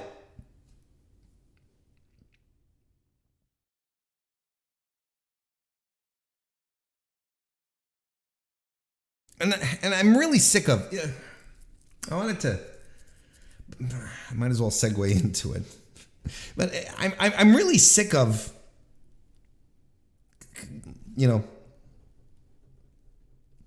talking about wrestling discourse. Because I always end up saying things like this and talking about, bad faith actors and other podcasters who are doing their thing. And I don't ever want to give the impression that I'm that I think I'm the bee's knees, that I think I'm such a revelation to the world of podcasting. I'm not. But there's so many people out there who are just acting in bad faith and saying things without taking a time to step back to think about what they're doing. I talk about reaction culture because of Twitter and so on and so forth. Like we don't think, we have to react. We have to jump on our applications and let everyone know how dissatisfied we are about something without thinking about shit first.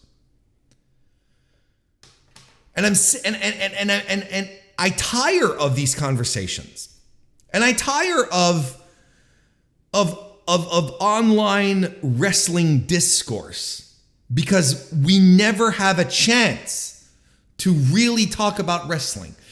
We just don't. Not on public forums like twitter.com. It's exhausting. And this past week, the announcement of the dream match between Kenny Omega and El Hijo del Vikingo, excuse me, Jesus. The meltdown that I have seen with my own two eyes, not just by Roman avatars on Twitter, but by thought leaders, people who are in positions that dwarf mine, losing their mind, and instead of embracing change, instead of embracing something new, can only find themselves shitting on the match, not understanding, trying to pull out every type of argument in the book to say, how is this a dream match? How is this a dream match? Doesn't make sense. Shouldn't there be build? How can you have a dream match with only with barely a week build? Why are you putting a video package of this dream match on the B show? It should be on the A show. Should be. We've only seen one company do business for 2 decades. So we only have, we all assume that there's only one way to do things. There's only one type of fan.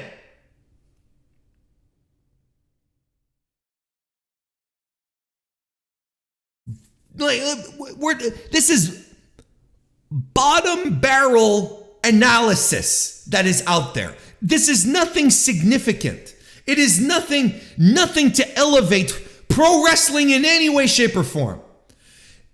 These individuals who are losing their minds could decide to do the opposite and have themselves or their staff create a situation to see, wow, there is a huge contingent of wrestling fans who are excited because of this. Maybe we should produce content to understand and explain why this is a big deal, as opposed to saying, I don't know who these people are. It's not interesting. These people in these positions just end up shrugging and saying, this is garbage, instead of trying to understand why wrestling fans might be excited for Omega versus Vikingo.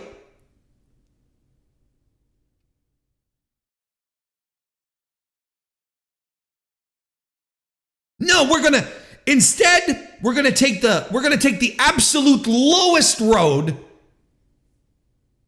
and instead of trying to elevate discourse, instead of trying to create common ground, understanding, no, we're gonna bury it. We're just going to go out there and we're going to feed. We're going to feed these people who are already bad faith operators. We're going to embolden them and say, yes, let's continue just having one homogenized product. Let's keep saying that AEW, the only way it can succeed is if it has to start incorporating more sports entertainment stuff. Let's continue pushing that. As if there is no other way to do things, as if there is no other way to succeed, as if the only way to be a success is to be the overwhelming number one majority, right? You can't be, for some people, you can't, your company can't, even if your company makes money, it's not successful if it's not making all the money. And that's not realistic. That's not even what capitalism is. It doesn't, like, none of it makes sense. So when I see Vikingo and Omega being announced, I flip my lid. Most of the people around me flip my lid. They flip my lid, they flip their lids.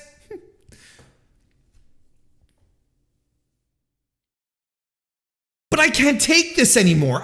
There is no space out there. There is the people, because there's people in influence, in high levels of influence, that could take what they have and say, look, let's figure this out. Instead of just relating it to, oh, it's just the nerds who are excited about this. Are you going to have nerds who are going to fill out an arena watching this? It's the same nerds that filled out the United Center last year in Chicago for a show that, as far as I was told, was only nerds who were going to watch.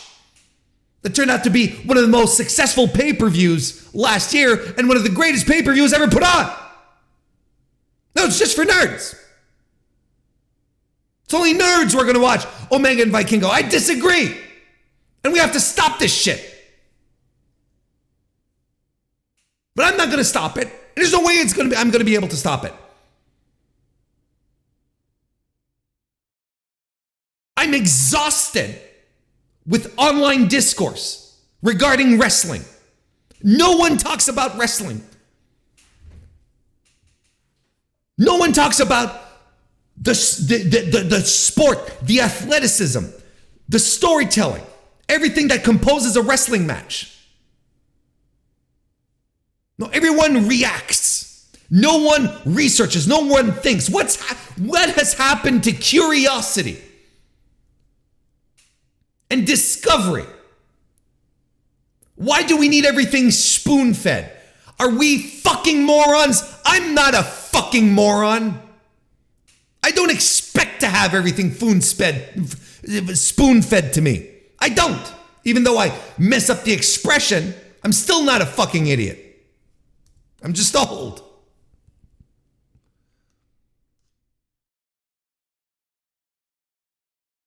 What's happened? What's happened to, because there were days, and I'm old enough to remember them, when people got excited with these obscure matches you could never see on TV. Talk about them on message boards, and I'd salivate over it because I didn't have access to ECW, for instance. Everyone losing their mind over it. It's like, all I wanted to see was one of these matches.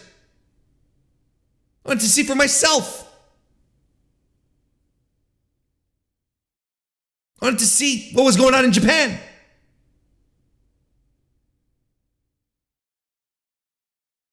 And now we have everything at our fingertips. We have everything at our fingertips. The wealth of human knowledge that is available to us in our pockets on these things. And yet, we still find the possibility. We still have the capacity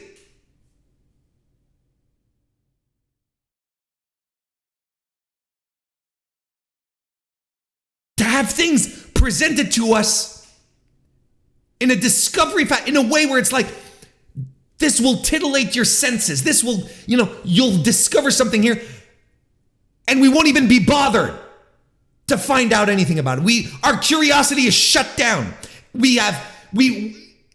Despite the fact that the knowledge is right there for us to access, we prefer to entrench ourselves than open ourselves up more. And this is not just a pro wrestling issue. I'm aware of this.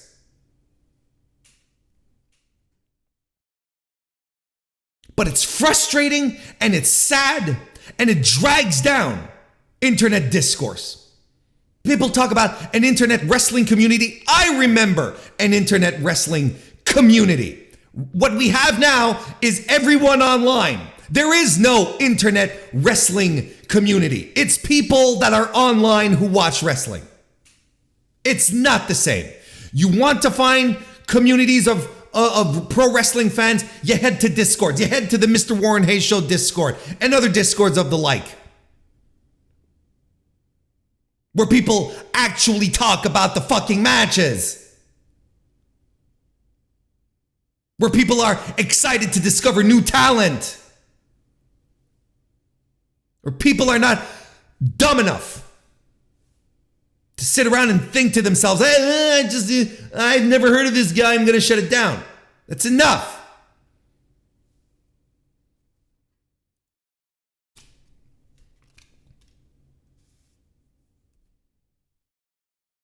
Everything about all of this over the past week, I found exhausting.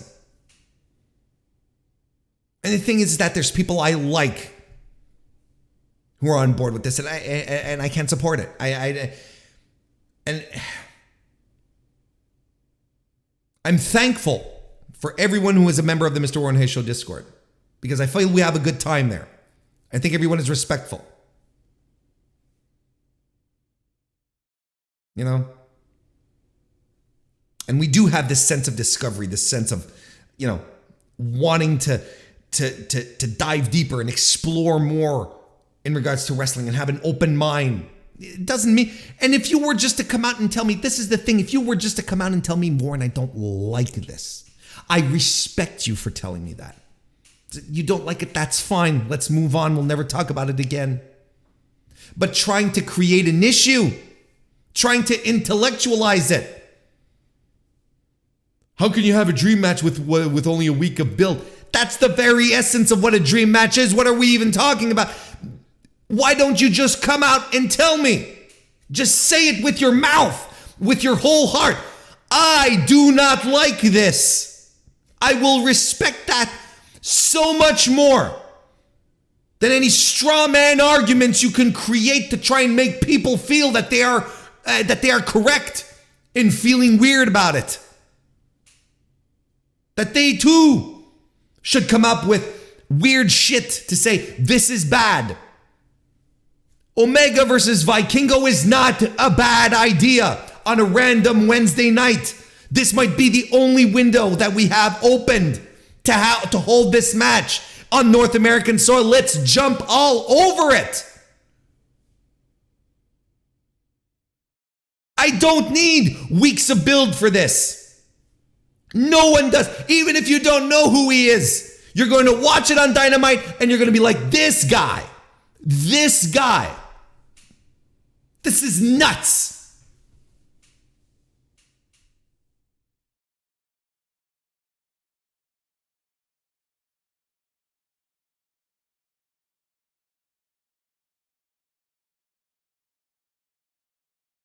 Twitter is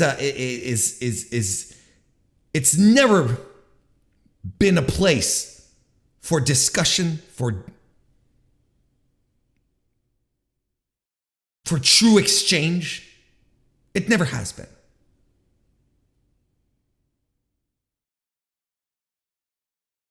And it's especially true with what connects us right now, which is pro wrestling, which is why you're watching and listening to this right now. Find your communities. Find your people. Wherever maybe you're very much in tune with what I talk about here. Maybe you're not. Maybe it's like, no, you know what? I want to find WWE folks, go right ahead. That's fine. That's what you should do anyway. Find people who are like you. But for God's sake, at least keep an open mind. At least don't ruin the fun for people who are excited about this. Just stop. I'm just going to wrap it up this week with some talk about the main event of the first night of WrestleMania. That's been getting some chitter chatter as well. This is also a topic that I talked about with the members on Friday on the members only stream, because it's still not clear what the main event of night 1 is.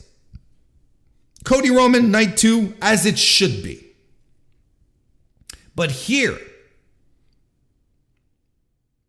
this is what popped up out of the Observer on Friday.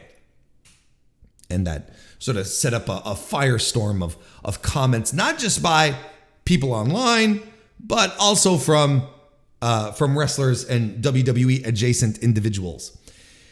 It appears, this is from the Observer, it appears to be official at this point that the 2 WrestleMania main events will be Charlotte Flair versus Rhea Ripley on April 1st, which will also include Seth Rollins versus Logan Paul, and Roman Reigns versus Cody Rhodes on April 2.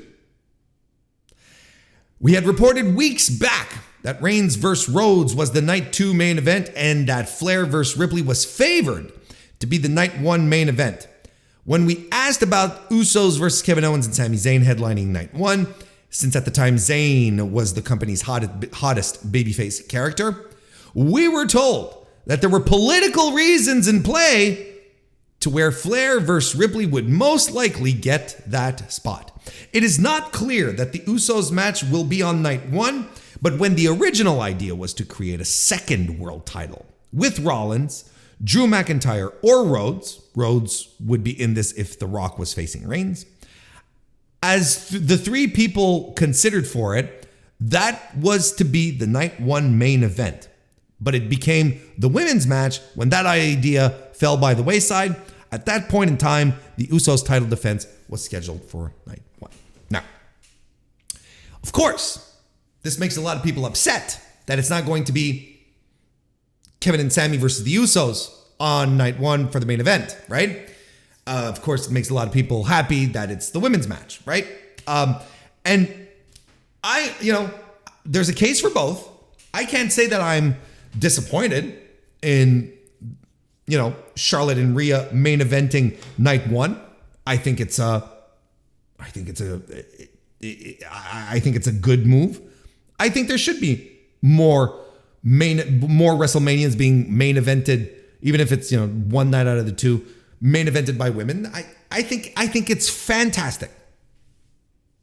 And Rhea's great. Rhea's one of the most over women in their company right now. So sure, put her up there. It'll work. It works. But there is a case for both. Like if you're booking this in a more traditional way, where you're paying attention to what the audience is reacting to, what's popping quarter hours, as they like to say, on Monday nights and Friday nights, what's drawing attention, what's selling tickets. There's no question that both main events for both nights of your show should be bloodline related. I keep being told it is the greatest story ever told. So go for it. Pay it off properly. Have your principals get all of their licks in one last time so that we can have a final big payoff. And it is hot. It is hot as hell. Sami is a super hot act in the company. This whole thing with the Jey Uso, it's working. It's crazy because now, all I see, I see everyone fantasy booking going like, but after WrestleMania, Roman and Jey, I'm like, Jesus, this isn't even settled yet.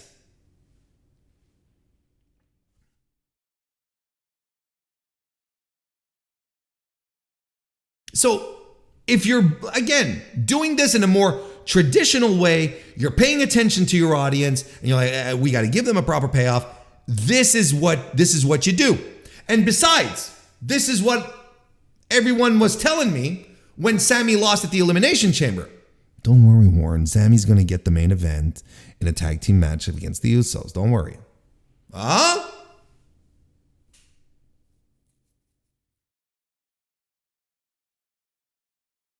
I'm not surprised. This is WWE we're talking about. So on one hand, that's the case there.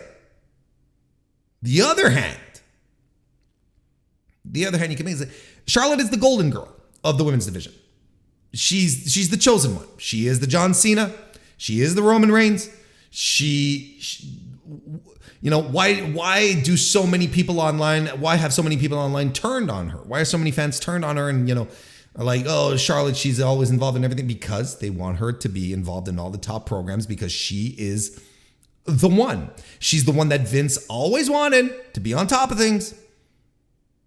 She was the one who was supposed to main event WrestleMania 36. And then Becky happened. Becky was not part of the plan. Then Becky happened, and instead of just making it a one-on-one with Ronda, which ultimately really should have been, they had to shoehorn Charlotte into it, who had nothing to do with that feud.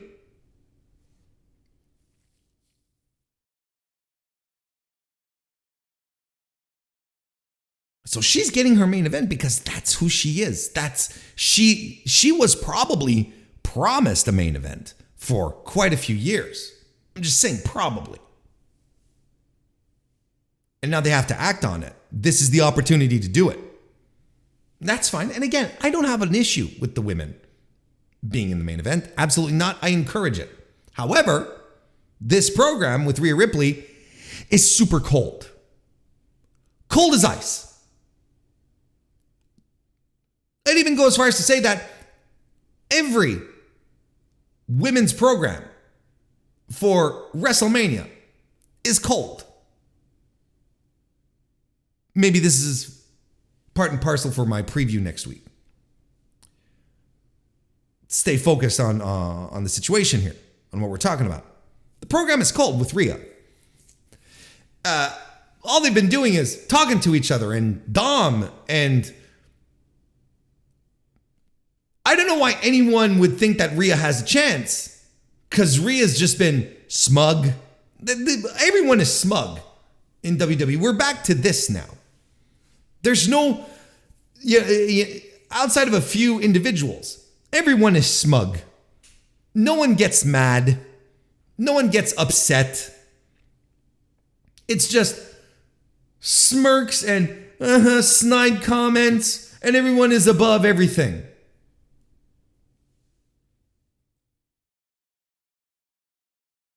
And that is the issue right now, is with putting Charlotte and Rhea in the main event as opposed to the tag team match, because Charlotte and Rhea is not even close to being as hot as the Bloodline stuff is. And that's what you should be putting in the main event. Should. So I get both sides. But ultimately, this is my position on the thing. Like, I feel like there are reasons on both sides to justify doing it. I'm not saying that one is better than the other. No, one is better than the other, regardless. But whatever. I'm just not saying like I can let you guys and gals and non-binary pals make up your mind in that regard. But as for me, my position is this. It doesn't matter. It doesn't matter who goes on last on night 1 of WrestleMania. I would even say it doesn't even matter who goes on last on night 2 of WrestleMania. Because why bother putting a hot match in the main event of WrestleMania when the tickets are sold and you already have all the money from your TV licensing? WWE isn't out there needing to sell pay-per-views. They will. They're still traditional pay-per-view buys. But it's a fraction of what their overall revenue is. They already have the licensing from the Peacock deal. They have the money. It's done. They don't have to compete. They don't have to get you excited for WrestleMania because they announced WrestleMania without announcing a single match on it, and the show was practically sold out. So who cares what they put on at the end? It doesn't matter from a business perspective. It doesn't matter. So creative, can put on whatever match at the end they want. To hell with the fans. It doesn't matter. Because to them, they have nothing to compete against. You're all watching it regardless. And even if you're not watching it, they still have the money. You see what I mean? So you can write out all the think pieces you like in regards to how Rhea and Charlotte should be the main event, or how the Usos and Sami and Kevin should be the main event. It doesn't matter. And it's not going to change anything. Because it's whatever they want to put on at the end that's going to go on at the end. And it's not going to have a single solitary change. It's not going to change a goddamn thing to their bottom line, what they do. Because you already have your ticket there to be there live, or you're going to be watching it on Peacock, and WWE already has the Peacock money. And I trust me, I will have this exact same argument for you if we get to Forbidden Door 2 and we have to start arguing about the main events there. Should it be? I think the main event should be Kenny versus Will Ospreay and not Mox versus fucking Tetsuya Naito. I don't know. I'm throwing stuff out there for the same reasons, because Forbidden Door is going to sell out. Forbidden Door 2 is going to sell out. It's going to do great buys regardless. So it doesn't matter. See, it doesn't matter. In fact, look, come to think of it, my example for Forbidden Door isn't even all that great, because there has to be pay-per-view buys. AEW has to get people to buy the pay-per-view. So they have to put on hot matches, and they have to build them appropriately and put them on, at the right moment to make it feel special. WWE doesn't care. So whatever happens, listen, if Charlotte and Rhea main event, I'll be stoked for them. I'll be excited. I'll be worried because they will be put in a position where they are destined to fail. Set up for failure, I should say. Maybe not destined, but they'll be set up to fail, because they'll be going on at the end of the match, at the end of a card, where people, at least live, will be like, this should be Sami Zayn should be here, and they won't be as hot, and they will need to over-deliver in their match to get the audience into it.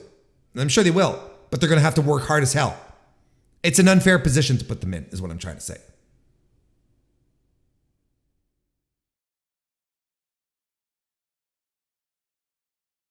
It's a very unfair position to put them in. Then what's going to happen if the match sucks? If Charlotte and Rhea not only underdeliver, but it's a bad match, who's going to get cooked?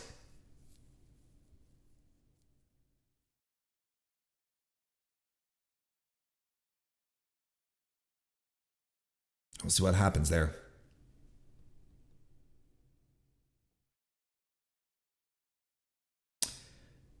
There you have it. I think we're good. I'm going to wrap this up. Weekly wrestling inspection. Here we go.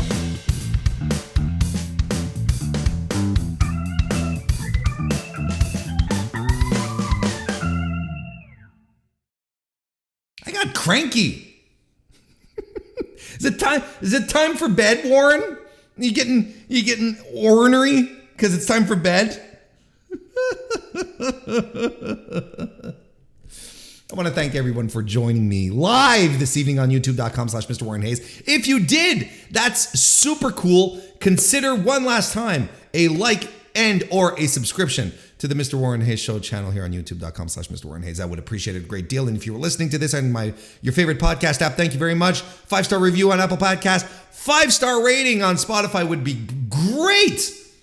I would just dig it so hard. So consider doing it. Do not forget, I will be back on Thursday with the AEW Dynamite review. And then Friday, special edition of the Mr. Warren Hayes Show. I'll be joined by Joe Lanza of the flagship podcast to talk about the so-called Jericho vortex.